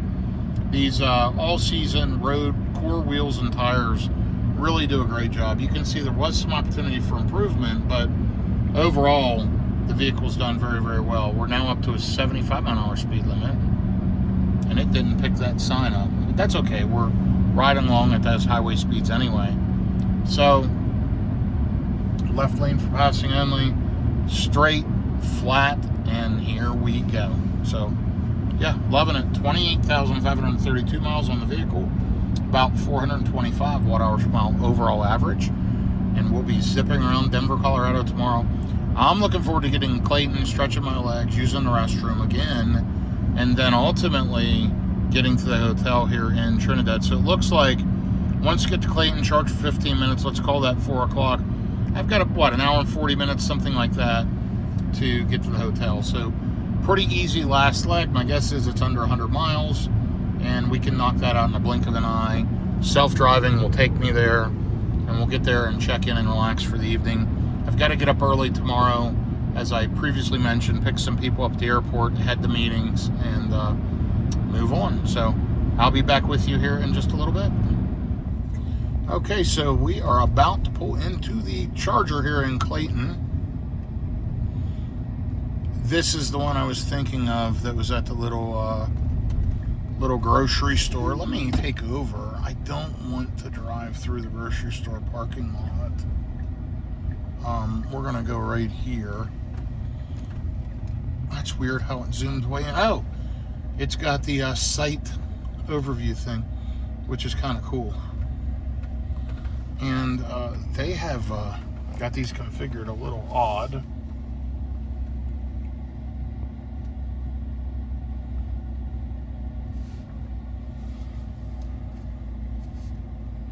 Let me just pull in to this one. Tesla vehicle charging. I'm gonna say I took over due to that. Okay, park. Let's get some juice. Clayton.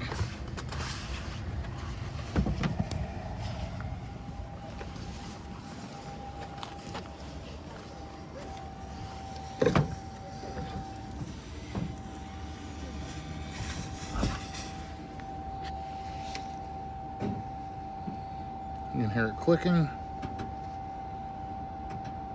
And green, just like that. Last time I was here, there was abandoned dogs running up from that field. This is the one I thought I was stopping at earlier.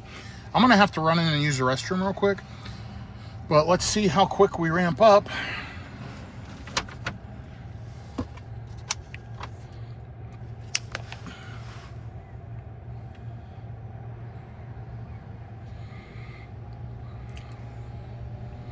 There, I hear the Charger kicking up.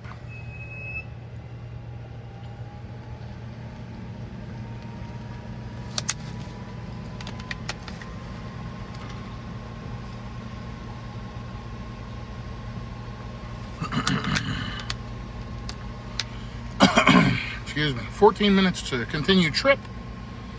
Arriving right now with minus 24%. We're up to 167, 172. Trying to stay with it for you. I need to go use that restroom. 205, 211, 224, 232. Let's see, 250, 243, 248. Come on, you got this. 255. There we go. Ripping right along at 19%. I'll be back with you shortly. So another quick charge in the Cybertruck. We pulled in exactly 10 minutes ago at 240. We've put on 32 kilowatt hours of energy. So really good charging, arriving around whatever it was, 17% up to 44%. 10 minutes. I mean, that's all you need, and then go on to the next stop. The problem is my next stop's 104 miles. I can't quite make it. So I've got to deal with the downward taper. You know, we're down to 162 kilowatts. If this thing just held 250 plus, up to 60%, it would be a road tripping monster. And there's cars in China that'll do it. Frankly, the Lucid Gravity keeps drawing my attention. If it had FSD, I would already own it because of the charging curve. It's amazing charging curve. But with that being said, if I leave now, I can get there with 2%. I'm going to go ahead and put a bit more of a buffer on. You know, I love the new graphics. Aren't these amazing? Look at that. It even has my license plate on there. I mean, it's so cool. Absolutely love Tesla's graphics and design. But there is a charger here. Let's click this. Let's take a look.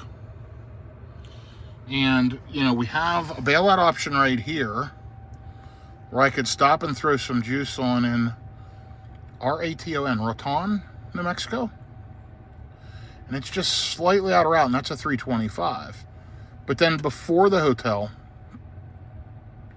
we have a 250 here in Trinidad. And then up here, we've got the hotel. Now, this Walmart Supercenter down here also has EV charging. So let's see how far this is from the hotel. And the reason why I'm doing this is if I end up getting the hotel and those chargers don't work and I need to backtrack, how far away am I? So it says go there and charge for 15 minutes, which puts us at 4:43. So it's 7 minutes down the road. We can deal with that if I have to backtrack 7 minutes. I'm going to remove that Trinidad charger right now. So let's hit edit trip. And we're going to remove Trinidad and we're going to hit go. And that's going to give us an updated calculation. It says, hey, you've got enough energy to go. 25 more minutes to get to 80%, which is what it's set at. I'm still pulling 150 kilowatts, arriving 36 degrees, 6%. I'm going to build a bit of a buffer. I don't know if I'm going through snow or what I'm doing. If I need to bail out, I know I can bail out a bit early. Let's check that early bailout option and see how far that one is away in case I bail out there. If I add that in, that's a new version 4 dispenser, version 3 cabinets. So that's why I can pull 325 kilowatts because it boosts the amperage up. Okay, so that's certainly an option. And then up here is the hotel. Let's take a look.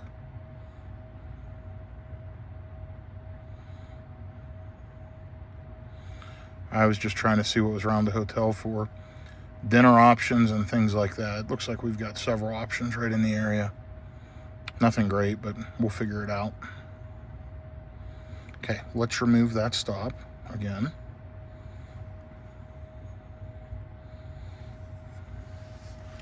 And I think what I want to do is check my email, sit here for another few minutes, and then we're going to take off. We're good to go now, for sure.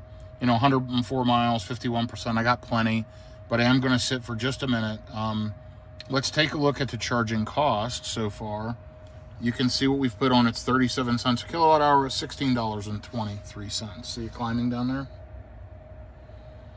Really, really amazing, the whole Tesla system. Anyway, be back with you here shortly as we get unplugged in just a few minutes. Well, second longest charging stop of the day. We plugged in at 240. It's 257. Been here 17 minutes. Went from, I think, 17% to 57%. We're pretty much good to go. 470 watt-hours per mile on the last leg, 138 miles. Total for the trip today, 463 miles, 490 watt-hours per mile as I head towards Denver. It is raining. It is cold. It's 41 degrees, nasty out, and we're headed into the snow area. So I'm building a little bit of a buffer just because if I'm stuck in weather at all. But I feel pretty good now with the 16%-ish, and I can always bail out at either one of those two early stops. We said, and let me add that stop, I don't remember. That Raton is how far again? It's 82 miles, so it's about 20 miles short. And then the other one was, let's see how far. Add stop. Trinidad, let's reorganize. And Trinidad, instead of 104, is 101, so 3 miles. So we know where our bailout options are. I would say we're good to go. And 17% is plenty, plenty, plenty. So, yeah, I'm going to get unplugged here, take off. Let me respond to 2 text messages. I'm going to get unplugged and we're going to hit the road. Well, we're definitely in the wind and in the weather.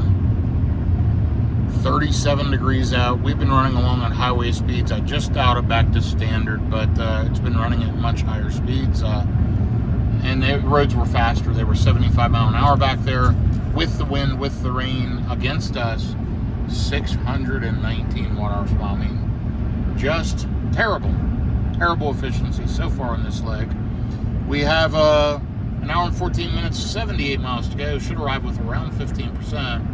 Yeah, we dropped about 5% on that efficiency due to the last leg. I was on the phone on calls while self-driving was just ripping along, and I looked down and realized it was really bad. Rough roads too. Should smooth out. Again, I'm gaining elevation, so that's not going to help, but this should come down some as I continue along. As always with DC fast charging, when you first come off the charger, it's going to be worse consumption, and then as things settle in and settle out, it calms down and you see better efficiency. We're in a 50 mile an hour stretch right now, and FSD just wants to truck along, so we're going to dial it back to sloth mode. Did I read that sign wrong? I saw 50. It's saying it's 60, so we are out in the middle of absolutely nowhere. A town called Grenville, New Mexico. And here's your 60 mile an hour sign. It just saw 50. And now it just adjusted back to 60. It's pretty funny. Yeah, riding along, enjoying the drive though. And I love the Cybertruck. This is a really, really cool part of the country. Very, very unique landscape. But we're going to ride along, enjoy the drive. I'll be back with you here in just a little bit. But we'll be to the hotel in a little over an hour. Should hit there mountain time. I'm on mountain time now. 4:39 p.m. mountain time. There's your 70 mile an hour sign. And we shall see how it goes. I'm going to keep an eye on the road conditions and the weather as we ride along here. So I don't know if you can see it, but we are in snow flurries now. It's coming up against the windshield. 36 degrees out. A little bit of ice on the windshield. It is getting cold here as we go. So we can click right here, and we've got wiper heaters right here. We're going to kick that on to help for now. And yeah, just in case it starts to frost up as we go further along here, we'll let that heat up. Yeah, 35 degrees now, so it's getting chilly. We are running in chill mode, no pun intended, and we're going to take it easy. We're down to 13% remaining. The cold weather has dropped the range for sure, and obviously if we need to bail out early, we can do that, no problem. We know where our bailout option is in Raton, in like, what, 45 miles or something, but we'll see how it goes here. FSD is attempting to do its job. Its wipers are attempting to do their job, and we'll kind of see what happens. We're going to ride along out through the middle of the country here in New Mexico. We're in Des Moines, New Mexico right now, and riding. I'll be back with you shortly. So you'll remember I mentioned tire pressure, and you'll see it right here. Low tire pressure costs 0.2. That's because we are below manufacturer recommended, because we're in 33 degree weather. Like I told you, it's going to drop. So the routes are typically driven at 67 miles an hour, 1.8% there. Staying below 70, 1.2%. Climate control, air drag, battery conditioning, tire drag, cold weather, 0.4. Low tire pressure, 0.2. High altitude, 0.2. Wind, saved, 0.5. But you'll see the net result. We are 4.7% worse than we thought we would be, which is why it dropped from 20% to recommended projection of 13.2%. So we're taking it easy. We're riding along at highway speeds. We're good. We can always stop a bit early at that Raton charger. Or the Trinidad charger. I'm probably just going to go to the hotel. It looks like those the chargers they have there might just be 6.5 kilowatt or something. It might be pretty low powered AC level 2 chargers. But even at that, if I'm there overnight, I'm not going to get a full tank, but it'll fill the truck up 70% or something. So we'll see. But I'm probably just going to head there and do that. You never know. You know, I may decide to stop at one of these 2 chargers. We'll see how I feel, and we'll watch the consumption. If I end up hitting a bunch of snow, I mean, it's snowing now. You can probably see it blowing across the road. Let's see if you can pick it up on this truck tire here. There, you can see the snow. That is snow. Anyway, we're riding along. FSD's doing its job, as I've said many times this video. Man, what a saving grace having the Cybertruck today. I was absolutely exhausted. I don't know that I could have made this trip without it. And 513 miles underway, and it's taken the pressure off. It made it a pleasure to ride along with the vehicle as we're riding through this beautiful part of the country. Absolutely incredible.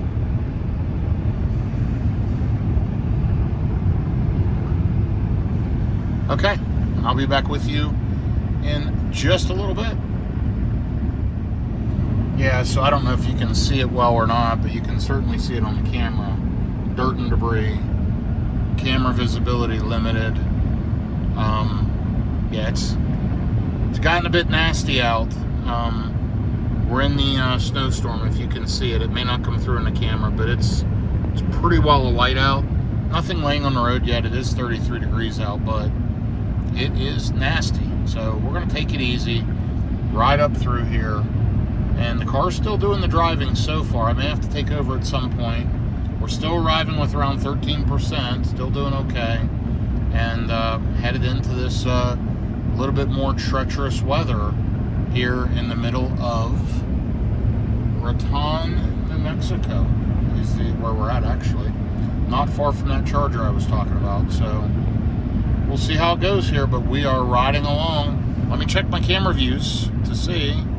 There's rear, there's front. Yeah, the front is frosted over. And weirdly, I need to turn the heat on the front, I guess. Let's do that now. Let's turn that on.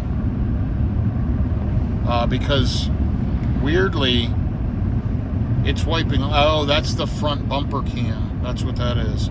And I think we got a little bit of washer fluid right here. Let's hit that. Well, it's not wanting to let me use the washer on the front. So there's your issue. Anyway, pretty interesting. It may be due to speed. So let me go ahead and hit my brake and shut off FSD. Now it looks like that's an option. So let's hit that. Let's hit the wipe washer. Let's see if that'll clear it off. I don't think it will. Ready to hit it one more time? Let's wait till this car passes me. Because all it did was freeze on there. Let's hit it one more time. Boom. It's a little better. Let's do it again. Boom. A little bit better, but it's just freezing right up. So that's that front fascia camera. Needs to be heated. That's the issue. So anyway, hey, we're in a storm. Let's deal with it. I'll be back with you here in a little bit. Well, I've made another decision. I need to stop to use the restroom, and I don't want to wait another 35 minutes. So as you get older, I think you'll find you stop more frequently. Take a look at all that along the side of the road. Anyway, I decided to pull up and see. I hadn't passed the charger here in Raton, if I'm saying that right, Raton, New Mexico. So, you know what? I've not been to that one yet, to my knowledge. It's a 325 version 4 cabinets, version 3 hardware. We won't see 325 more than likely at, 21% on the battery, but I don't need to charge. I just need to run in and use the restroom. But ABC, always be charging. So here in about 3.5 miles, 6 minutes, it's maybe a half a mile off the road. Not a big deal. We're going to pop in there. I'm going to plug in, go in and use the restroom, come back, and we'll see what kind of juice we get. I do not need to charge. Again, to be clear, just always be charging. If I'm going to stop and use the restroom, I'm going to go ahead and plug in. So why not? Anyway, 541 miles so far today. We've got roughly 30 miles to go. It'll be just under 600 miles for the day. Terrible efficiency on this last leg. You can see it's gotten a little better towards the end, but we're at 580, just climbing and freezing, and tons of wind, tons of inclement weather. It's been rough up through this patch, so we're just kind of keeping an eye on the roads right now, watching for any freezing conditions. So far the roads are not frozen, they are damp, and it is above freezing temperatures outside, but these things will turn to ice tonight. We'll have to watch for black ice, which is basically ice on top of the pavement that you really can't see. So I'm keeping an eye on things. FSD still doing the job, even with limited visibility, because of that front fascia camera. But it's taking care of things. Love the Cybertruck still, and couldn't be happier than to be driving it. Dialing the speed back to chill. There we go. Ski, New Mexico, Angel River, Red River, Taos.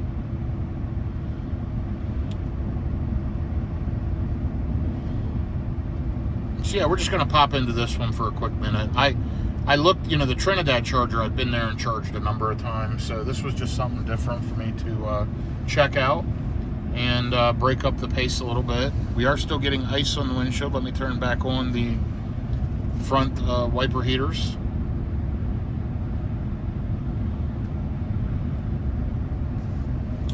And we are 1.2 miles out.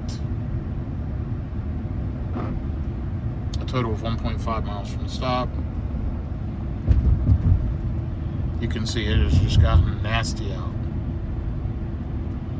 But that's okay.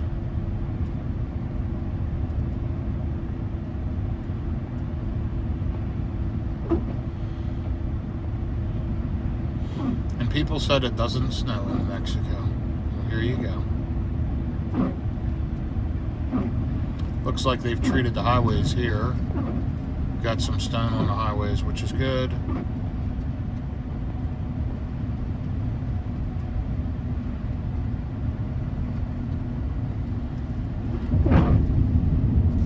Truck's doing just fine so far. If I remember, I may wipe off the front and back camera. Then again, I may not remember. There you go. Cut over to the correct lane.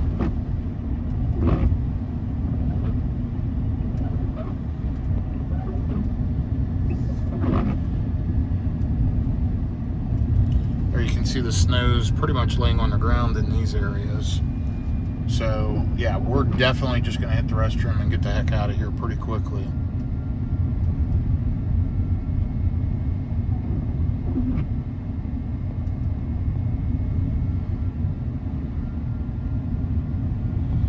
I gotta commend FSD. I mean, it's doing the job in spite of all this.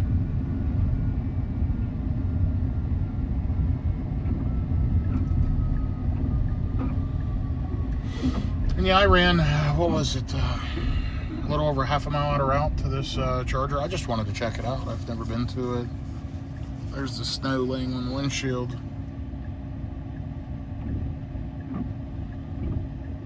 All over the cars, etc.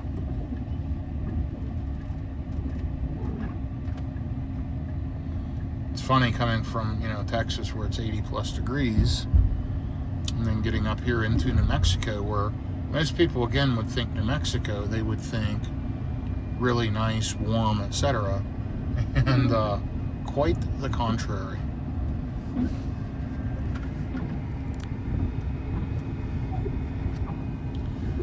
We'll see. It looks like we turn left at the light. We'll see if FSD is able to back us in or not. It may not be able to with the backup, some of the backup cameras covered up.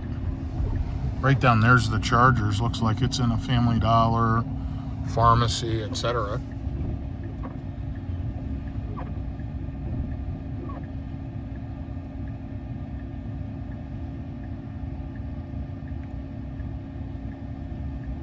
Like I said, just a quick splash and dash.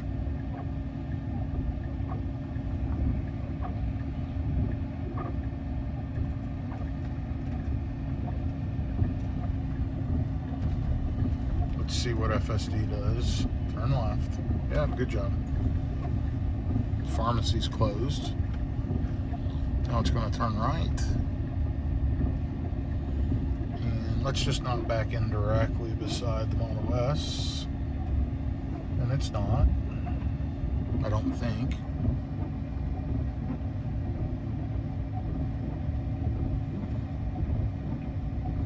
Struggling a little with this parking job, FSD. You're in 2 spots. Okay, let me fix it. Discomfort because it was a bad spot. 3D's out of service. And I can't tell which number I'm backing into. But there's 2 chargers here. I'll use the opposite one if I need to. And here we go. Let's get plugged in.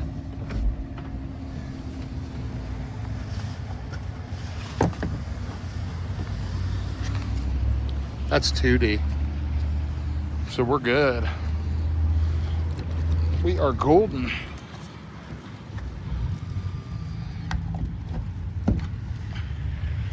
Plugged in. Clicking. Go green. There we go. Let's jump back in the car. Let's see what this looks like. Of course, I have enough charge to continue my trip.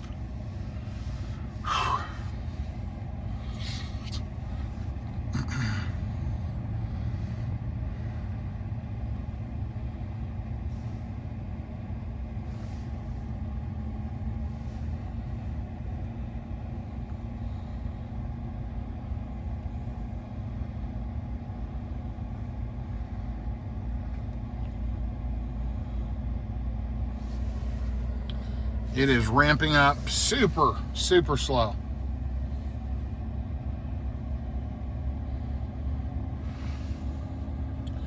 Let's go ahead and turn that heat on. Let's turn those on.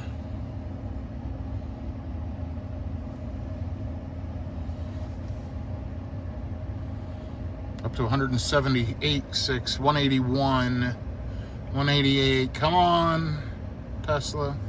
You can do it. 204.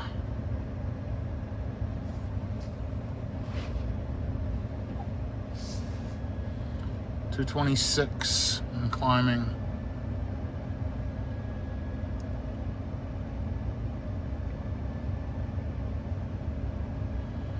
$240. It's pretty funny. It's doing about what a V3 charger will do, and it's leveling out at that. So anyway, you get the idea. I'm gonna go use the facilities real quick, and I'll be right back with you, and we'll take off.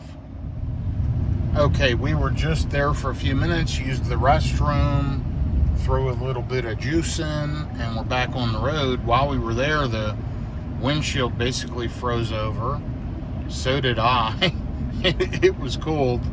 And the roads over the bridges were pretty icy. So we're only, what is it now, 26 minutes, 22 miles. Let's turn FSD on. Self-drive limited, clear debris, yeah, got it. And yeah, we're riding along. Of course, the inside's soaked in some areas as well. I've got the defrost on. I've got all those defrost units on. I expected to hit some snow today. Honestly, it's better than I thought it would be. I thought the roadways would be covered. They've been pretty good. Other than those, some of those, it's starting to stick a little bit in this area, if you'll notice. So you got to be a little bit careful through here. I'm certainly keeping my hands on the wheel in case I need to take over. But so far, FSD is doing a comparable job, a decent job, a fairly confident job in this weather. But yeah, we're starting to get into where ice and snow are sticking to the road. So we're going to be careful. We're going to take it easy. And we've only got 21 miles to go. Now, it's supposed to be almost 70 degrees in this area tomorrow. This is typical, like, this area of New Mexico, Colorado, whatever. Super, super volatile weather. You can see out there everything's snow covered. We're still climbing. Good news is we were only there for just a few minutes. Let's take a look at that charging session. We put on $6.55. I don't remember what we arrived with, but you saw what we pulled out with. It was a very, very quick stop. You know what? I can hit the information button right here. We were there 5 minutes and 48 seconds, and it doesn't show me the cost, but we put on, in that 5 minutes, we put on almost 18 kilowatt hours of energy, so pretty darn good. So call it 18 kilowatts. It's probably 37 cents a kilowatt hour. Pretty inexpensive. And you know what? We're almost there. So easy drive the rest of the way, just watching for weather. And we'll be to the hotel here very, very shortly. I would love to have gotten further north. I'm just physically exhausted today, and I need a break. So I'm super excited to get to the hotel. Go in there, relax and unwind, and try to take off early in the morning to head up to Denver. Hopefully the roads cooperate. I'm only 3.5 hours from Denver. I've got charging. I'll call it 4 hours, and we'll kind of see what happens. More details to follow shortly. So a lot of ice warnings, a lot of snow warnings, a lot of slow-moving vehicles I passed. I put this in slippery surface mode, which I can show you. If I click dynamics, I turn that on, and you can read what that does. It's really designed for ice and wet roads. It really amps up the traction control, but I did turn that on. I am manually driving right now. I just shut off FSD just to give myself a little control of the vehicle as I go down the mountain here in Trinidad, Colorado. We crossed the New Mexico-Colorado line as we went up this mountain, and now we're coming down the other side. Hopefully we're through the worst of it. We'll see. I've still got to make the trek up to Denver tomorrow morning, which I'll share with you. This is the first leg of the trip for tonight, and we're 556 miles in. Gaining a little of my efficiency back. It was awful coming off of that charger, and then on top of that, driving through that snow and ice. You can see down there it's now under 700 watt hours per mile. Terrible efficiency day for sure. Had a decent stretch there, and then the weather hit, and it just, weather and speed kill range. Right front fender camera's blocked. I'm getting non-stop camera alerts now. That's one thing I wish that Tesla did better. Number one, they should heat all the cameras, and number two, every camera should have a washer on it with warm heated windshield washer fluid. That's kind of critical for the future. Believe it or not, it'll still self-drive. I shut it off because, you know, coming off that mountain, there were some really slippery patches there at the top, which caused me to put it in slippery surface mode because it was slipping around a little bit. Now these roads are fine, so we'll turn FSD back on in just a moment. But yeah, beautiful drive through the mountains here. Let's see if FSD will re-engage. Yeah, no problem. And we'll just put it in chill mode. Maximum speed limited. Poor road conditions detected. Do you think? Good job, FSD. The fact that it has enough cameras where it can still drive in these conditions makes sense. That's probably one of the biggest issues with a visibility only system. Camera only. Without the sensors, it can't drive that well in inclement weather. But neither can we if we can't see. So I think the key is keeping the cameras clear so that the vehicle has visibility. But yeah, these roads are totally fine now. We've only got 10 miles to go, about 12 minutes. Taking it easy, arriving there a little later than expected today, but I made that extra stop. Hey, nature calls, you got to take care of it, and I did. And I'm glad I did. Now I'm just going to ride on. These are Blink chargers. I did get my Blink charging card out. I've got that right here. I can tap that. I can use my app, whatever. It looks like they're quote-unquote free, but it also looks like they're 50 cents an hour, which honestly, I don't care. There's about 7 kilowatt chargers, 6.6. So 50 cents for 7 kilowatts is pretty darn cheap. I think they do that so people just don't sit on them for free all the time. And it keeps kind of just vagrant travelers from coming there and just plugging in and stealing free juice and not using the hotel property. So that's probably a good thing. But it shows 6 of them. They all showed available a little bit ago. So I'm just going to go there, get plugged in. No big deal. And juice up overnight.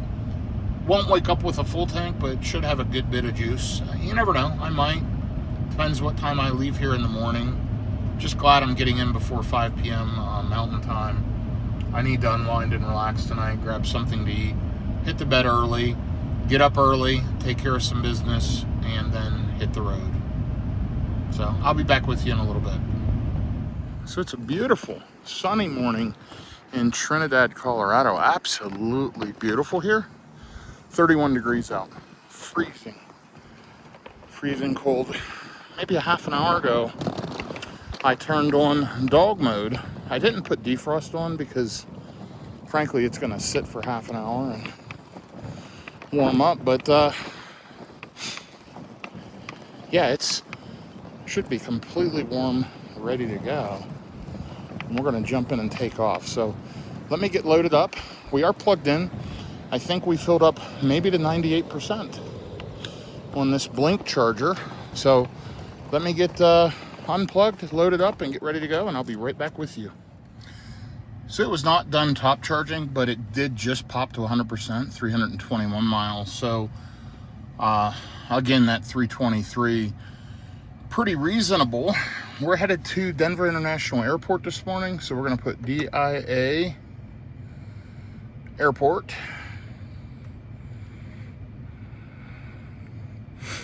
And here we go. Let's just navigate straight to the airport instead of the cell phone waiting lot. Let's plug that in and see what it looks like. It may or may not have me stop and charge. It's saying no charging to go 209 miles, arriving with 11%. I am going to stop and top up somewhere. Whoops, I think we want, which route? We want that route. Castle Rock looks like a perfect stop, 325 kilowatt charger. So we're going to stop at Castle Rock, plug in. And by the way, you can lock and unlock the car clicking that. And we'll arrive there with about 24%. That will allow me to juice up before I pick up my coworkers and have the car ready to go before we head to meetings all day. So I'll be back with you shortly. You can see it says 36 degrees, but the vehicle's sitting in the sun. So we'll see how that goes. And I'm going to be back on the road with FSD in just a minute. Okay, so we are riding along, enjoying the drive. 89% left on the battery. Once again, a horrible efficiency starting out. 552 watt hours per mile, 24 miles, 21 minutes. Good news is I am on the way. Gonna arrive in Castle Rock in about 2 hours and 5 minutes, 146 miles, and 28%. So looking forward to just getting there, stretching my legs. Been a good morning so far. Beautiful, beautiful, gorgeous day. Snow-topped mountains out in the distance. Can't see any right now, but it's absolutely spectacularly beautiful driving here as I head towards Pueblo and then ultimately Colorado Springs. We're going to see some beautiful views. Hopefully no more snow on the horizon, and it doesn't look like it's already 46 degrees out. I'm not climbing up over any major mountains or anything, so I should be just fine. But let's take a look here. See if you can see some snow-topped mountains out in the distance. Let's take a look.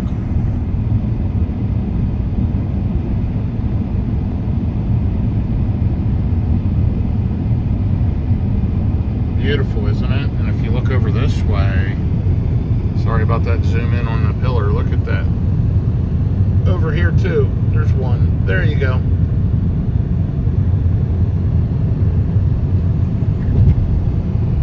Hopefully I didn't give you any motion sickness as we panned around and looked at that. Really, really spectacular views. So, hey, we're riding along, enjoying the drive. I'm going to dial it back to standard. I'm in no massive rush. Got plenty of time. Try to gain the efficiency a little bit. So far on the Denver trip, 595 miles, 501 watt hours per mile. So, yeah, easy day today, just a few hours of driving.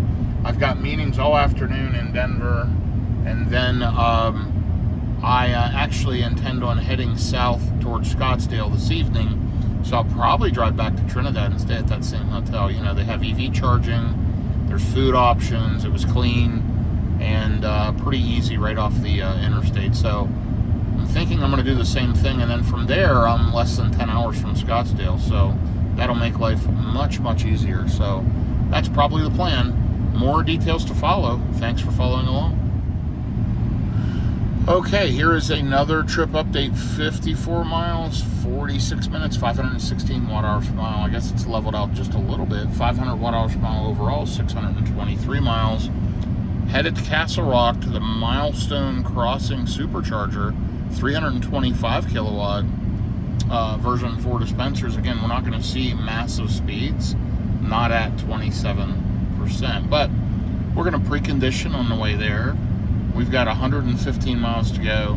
Absolutely beautiful day. Lots of snow on the ground, as you can see. The roads are clear, though. Big mountains in the distance, big mountains off to the side. As I crest this hill, you'll probably see some more big mountains in front of me.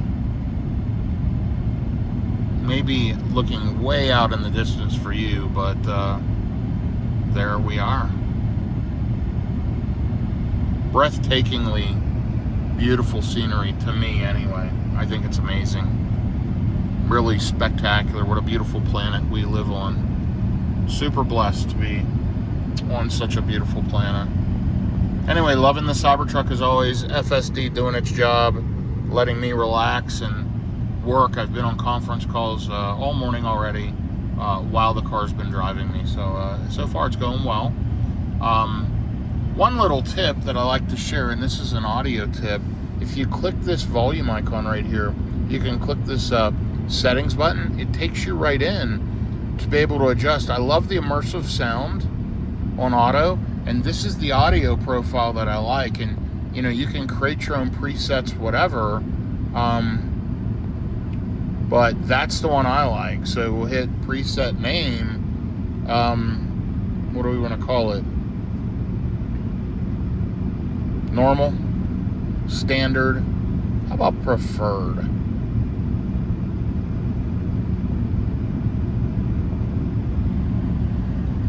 Boom. So now that's saved. So if anybody ever messes up my settings, I can click my preferred sound settings. So really nice options. Here's where you can turn on and off the different music services you may or may not use. I don't use TuneIn, YouTube Music, Amazon Music. I use most of these other ones, so I keep them active. So when I click here, the ones I've taken away don't show. So for example, if I add back title and I click here, title will show up. If I remove it and I click my 3 dots, it's gone. Really nice way to clean up your list. I don't know if you knew that you can do that, but so much customizability available in a Tesla for sure. Anyway, I am riding along, enjoying the day. I hope you're having a good day, and I'll be back with you momentarily. Let's just watch this turn.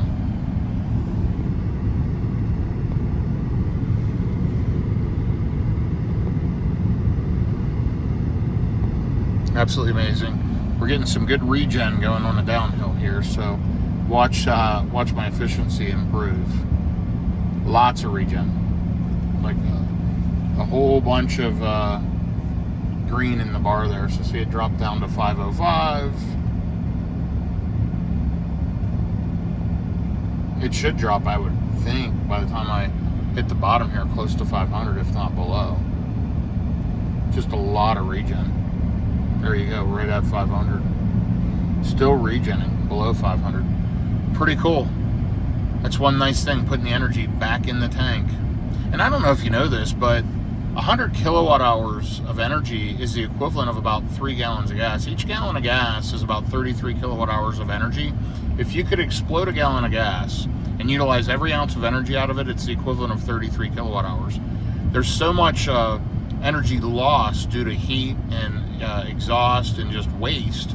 Also, a lot of inefficiency getting that explosion to the wheels. That's why gas cars are generally very inefficient. That's why I can go pushing 300 miles on what's the equivalent of 100 kilowatt hours 3 gallons of gas. That's why generally electric vehicles are less expensive to charge and just less expensive to operate. Also, you know, over 90%, closer 95+% of all of your energy goes right to the wheels because the motors are tied to the wheels. We're not using transmissions and all that, and Teslas and a lot of forward-thinking electric vehicles. It's just a massive amount of efficiency, 80% less moving parts. It creates a more efficient vehicle, you know, thereby helping overall energy spend, if you think about it. And when you can pull energy from things like solar and wind, you're really getting renewable energy. Also, if you can pull from the grid at night when there's overage excess energy that's being thrown away, you know, at night, generally, almost every electric grid's overproducing energy, so they'll sell it to you very, very cheap. So if you charge your car overnight, you're just drawing off excess energy that would probably be thrown away anyway. There's not good storage mechanisms for excess energy by utility providers currently. So I know I'm going off on a whole diatribe about electric vehicles, but that's why when you look at a Windows sticker on an EV, you'll see 100 mpg, 100 miles per gallon E of electricity. That because you're only burning about 1 gallon of gas to go, you know, 100 miles, the equivalent of 33 kilowatt hours of energy. Absolutely incredible. It definitely is the future, or this direction of efficiency is the future. How we get there, time will tell. But in the meantime, I'm going to enjoy riding around in my EVs, that's for sure. Number one, first and foremost, I enjoy the vehicles. I didn't do it because of all that. But number two, the software and the tech blows me away. I bought my first EV to learn, and after owning one, that's all I want to drive. Anyway, I'll be back with you shortly. Well, we're just passing through Colorado Springs. I've been on the phone. Didn't get a chance to show you everything, but beautiful. Just beautiful, beautiful town. FSD's been doing all of my driving. I am at 493 watt-hours per mile. Of course, we're riding along at highway speeds, just rocking and rolling here. Almost to Castle Rock in 39 minutes, 42 miles, 27%. It is warmed up. Thank goodness, 62 degrees. Yay. Absolutely beautiful day. No snow on the ground here in Colorado Springs, and I'm glad to be out of that nasty, nasty weather. Looking forward to hitting Scottsdale in a couple of days. Still figuring out my plan for this evening, but it looks like I'll be wrapping up meetings by mid-afternoon, and I believe based on that, I'm probably going to head back down towards, heck, I might stay in Trinidad again tonight. I don't know, but I'm going to take that route to Scottsdale, which probably adds 45 minutes in the summer going that route versus going out across the mountains. But some of those mountain passes right now require chains, and they're mostly impassable. So I don't need to go through all that mess. So I'll probably take this alternative route. And honestly, that'll put me through Albuquerque on I-40, and I can make up any time just because it's quicker interstate. So that's probably the route I'm going to take anyway. So I think I'll probably get out of Denver tonight, and I'll have my colleagues handle the dinner meeting that we've got there tonight, so I can hit the road and get over towards Scottsdale and get on business over that way. So yeah, looking forward to getting these meetings wrapped up. I'll be to the Denver airport here right now. It's showing I'm right on track for about an 11 a.m. pickup. Castle Rock showing 12 chargers available. These are the 325s, the big boys, at least for Tesla. So we're going to get some juice and go from there. I'll be back with you here shortly. So I looked, there is an EVgo Pilot Flying J up here in about 10 miles. I could stop, throw some free juice on. Here's the thing, I'm at a fairly high state of charge. Those chargers have not been working well. One of the 4 show unavailable. I'm afraid it'll be derated anyway. And I just have a lot more confidence in Tesla charging. So based on the fact that I'm on a tight time schedule, I will skip it. However, I might hit it on the way back coming out of town. And it's on the other side of the road anyway. And that might be a good free stop on the way back to Trinidad this evening.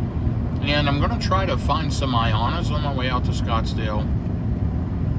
Maybe in New Mexico, I believe there's a couple, whatever. I love the Iona stations. They're fantastic. So I'm going to dial the speed up just a little bit to hurry. 494 watt hours per mile. Been driving 2 hours, 136 miles, 705 miles on the Denver leg, and not that far to go. So pretty quick trip, quick overnight trip, and beautiful up here.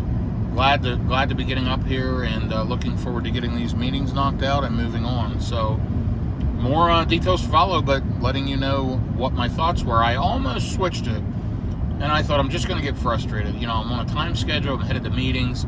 Let's just hit Tesla, and we should have a good experience. So we'll be there momentarily, just about 30 minutes away. Well, I guess it's good news. We did gain 1% more on my FSD stats, 81%. That will just keep climbing. We've got thousands of miles to go. Excuse me. So, what I will do for the video purposes, because these are going to be some pretty long videos, I will end this video today when I get to Denver. And then video number 2 of this whole entire series, this is basically a video series. This is leg 1, which is from the Dallas-Fort Worth area to Trinidad, Colorado, and then ultimately Denver. And as a matter of fact, Denver International Airport will be my stop today.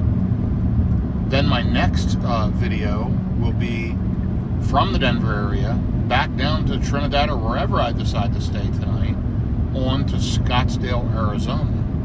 The last leg of the video will be Scottsdale, Arizona, back to Dallas-Fort Worth. So expect some big road trip videos over the coming weeks. This one will be posted first. The others will follow. And for me, it's a lot of fun. If you enjoy this type of stuff, like I said, shoot me a comment. I enjoy and appreciate all feedback, positive or negative or otherwise. And if you watched a video all the way through, let me know. I do appreciate you riding with me and following along. I hope this helps your EV journey. And there you go. Battery is preconditioning for fast charging. We are doing absolutely great this morning. Not great efficiency, but the car's feeling good. Rolling along at highway speeds. Just, you know, it's just a steady elevation climb. And let's see what our energy graph tells us. I'm sure it's going to say speed. Yep, speed was 5%. Wind, 3%. Low tire pressure and high altitude actually saved us, but the tire pressure is up to 51, 52. But remember, starting out this morning, it would have been much lower until the tires warmed up, and in the beginning that hurt us. Battery conditioning cost 1.9%, so 2% now, actually 1.9% worse than it thought. It's got to heat this battery up. Driving was actually better than it thought it would be. So anyway, landing there hopefully with around 28%. There's a dinosaur park or something. That's interesting. We're almost to Castle Rock, where we'll juice up this big rig, and I'm joking, of course, and then head on here to DIA, Denver International Airport. Well, we've been dropping a little bit of elevation coming into Castle Rock, but running at highway speeds for sure in the express toll lane. 485 watt hours per mile on this 164 miles starting out this morning. Arriving with 29%, way better than expected. 4.8 miles to my exit, 55 degrees out, a little chillier here for sure. Lots of snow on the ground and in the surrounding areas. We're going to go ahead and jump out of Mad Max mode. We're going to slide over a lane. I pressed the button there. And you know what? We're going to relax and enjoy the ride as we head in here to this supercharger in Castle Rock. Never been to this one? You can see Castle Rock right up ahead.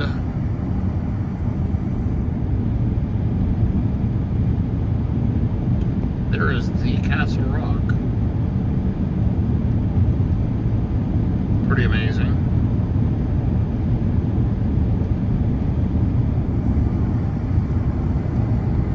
Anyway, 735 miles on the way to Denver, 495 watt hours per mile.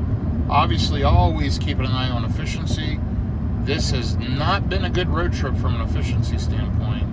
Obviously, the cold weather's hurt us, the winds hurt us, the elevations hurt us, and a new set of tires did not help us. As these tires get worn, they do get better. My other set of tires had 25,000 miles on. These have about 1,000 miles on them. I feel like they're just now broken in. I do feel like I'm going to see pretty good efficiency going across the desert, although it is highway speeds there for sure. I think with pretty flat, hopefully warmer, we'll see some good efficiency tomorrow as we head across the desert into Scottsdale. Not sure how far I'm going to make it tomorrow. If I can make it to Scottsdale tomorrow night, I'd love to. But we'll see how that goes, and we'll see how many miles it is. Yeah, looking forward to this stop coming up for sure, though. I need to stretch my legs, use the restroom. I've been driving for 2 hours and 20 minutes, and, you know, had a couple bottles of water this morning, and, yeah, probably not the smartest move, and then jumping in a car and driving for a couple hours. But stay hydrated, right? Anyway, we're only 2.5 miles, about 4 minutes away. Cybertruck's doing amazing. Self-driving's unreal. I do need to look and see, are there any software updates? By the way, if you have it on advanced and you click that, it forces it to check 1 time a day.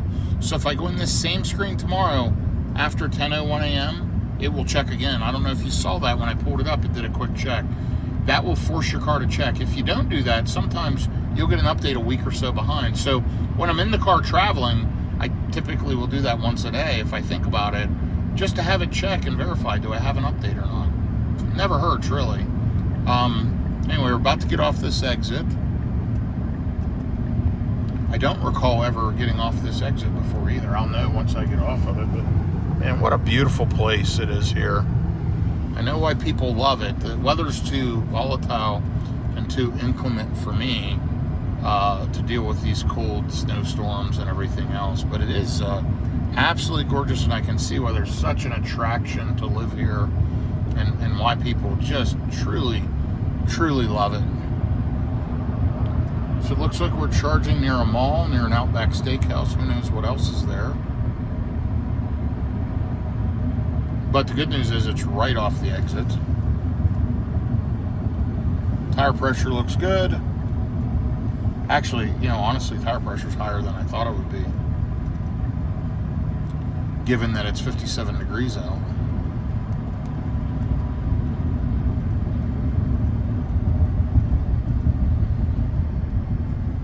Okay, final stats for this leg.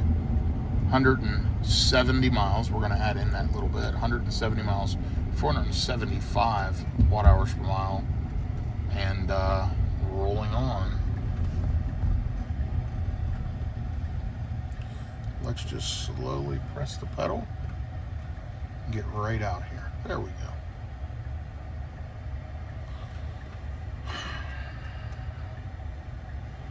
I'm nearly positive I've been off this exit before. I remember that Walgreens, and I think I went to this Rocket station over here in a gas car. I think my Mercedes S-Class.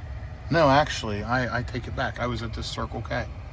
Yeah, I remember the Walgreens and a Panera Bread, and I remember the Circle K. That's where I stopped and got gas. Small world. Interesting. I thought...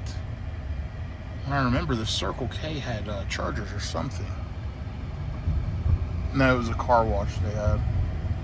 Yeah, that one had a car wash. I remember they had some amenity that I occasionally like to use. They had the car wash. So this is a couple of minutes off the exit. Not a big deal, though.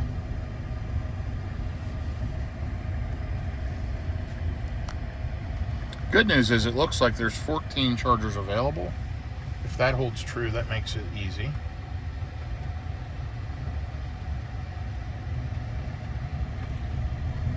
Off we go.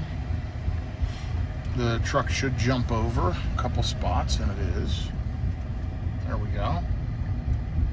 Got a white Tesla Model 3 in front of me. Probably headed to the same supercharger. You know, it used to be every time you saw a Tesla near a supercharger, you know they're going there. Now there's just so many cars. It's hard to say, but that car is headed in the same direction I am, so we'll see. Are they going to the supercharger? They are. Right over here is a supercharger. Really nice installation. Big setup here. And the Model 3 is backing in right there. We'll see where the Cybertruck backs me in. It'll do its deal. Looks like it's backing into 2A.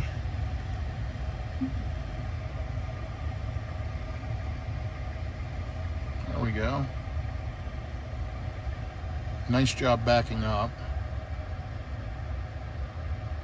Perfect, right back tight against the charger. Let's go ahead and get plugged in.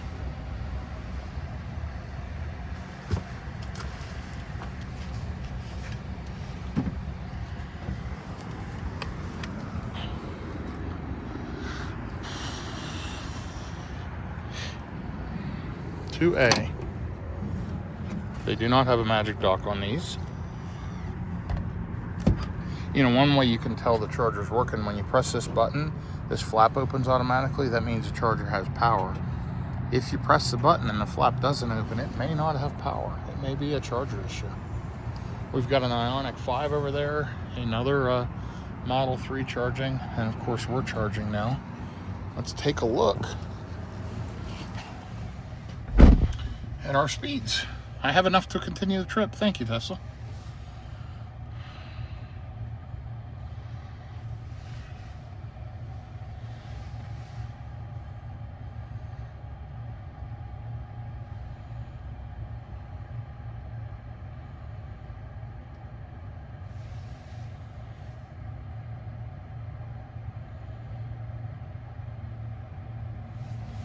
Ramping right up here.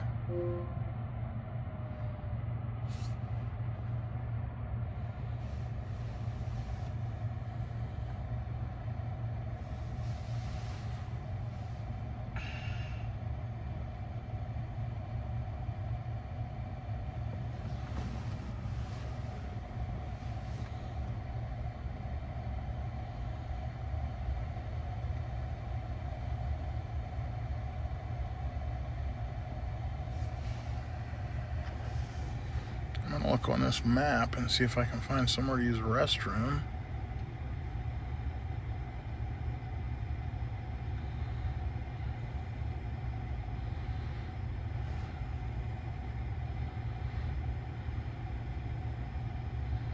Not a lot of options here. Okay, I'll be right back with you. We are up to 258 kilowatts and holding, so a little over the 250. 259.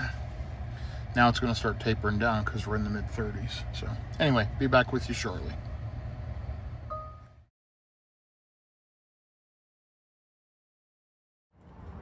Okay, so you'll see it looks like there's about 16 stalls, all brand new. Great location here in Castle Rock. And we've got the Ioniq 5 over here charging. We've got the really cool looking Cybertruck, and we've got a Model 3 on the other side. There's an Outback Steakhouse. Beautiful views, beautiful area. And I'm just walking for a second to stretch my legs, but amazing scenery here. So I have plenty of juice. Both my co-workers just touched down. It'll be another 20 or so minutes to off their plane, and then 20 or so minutes to get their bags. So I'm in no rush. I'm 35 minutes from DIA. You'll see at 60%, still pulling 123 kilowatts, which would be okay if it would have held up to 250 up to this point. Unfortunately, it doesn't. So only 36 kilowatts put in so far. Started around 28%. And yeah, just the charging curves could be so much better. So take a look here, 34 cents kilowatt hour, session cost $12.99. Information, been here 14.26 minutes. Just finished email, getting ready to take off. I was just going to give them a few more minutes. Got plenty of juice to get up there and plenty of juice to run around the Denver area for the day, and then ultimately head back south. So yeah, it's been good.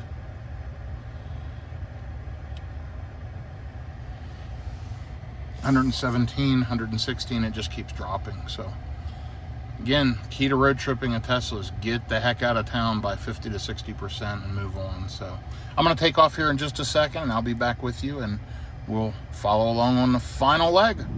Okay, well, a couple things to report. One, I'm 10 miles, 9 minutes out from the airport, 56% on the battery, 62 degrees out, but I found something interesting. I've got 2 ABS system errors. Drive with caution, one at 6:53 a.m. today and one at 7:37, which is about the time I was leaving the hotel. I turned on the inclement system, preconditioned the car, and I'm wondering if the ice on the vehicle caused those errors, because I've had no errors while I was driving and I never saw anything on the screen. I forget why I clicked notifications. I normally don't, but I clicked them while I was at this last charger and I saw those errors. So they're in my Tesla app. I went ahead and reported it because it's got to go back in, because they've ordered some type of panel for this door, where I guess the door's coming apart, rattling on the outside, whatever the issue is. Not a big deal. I mean, I just drove 768 miles and I've had no issues, but something they found they're going to replace under warranty. So I added that to the service appointment here in the next couple weeks. So hopefully I have no further issues with that. My guess is it was just snow and ice and stuff on the system, and then no errors while I've been driving, and the vehicle's worked perfectly fine. Really good efficiency on this leg, 387 watt-hours per mile. Now that elevation's leveled out, this thing's behaving as expected. And guess what? Efficiency overall for the whole trip, 489 watt-hours per mile, 769 miles. We've got 7 minutes, 8 miles to go. I'm going to give you a final thoughts and a final update on this leg of the video in just a few minutes here as I hit Denver International Airport. Okay, and here is the final update, because I am at the airport. So, 779 miles, 487 watt-hours per mile on this leg, 40 miles, 383 watt-hours per mile. 10:59 a.m. as expected, 64 degrees out, 52% left on the battery. Thanks for following along. Watch for the next big road trip video coming soon. I appreciate all of you. Take care and be safe out there. More videos coming soon.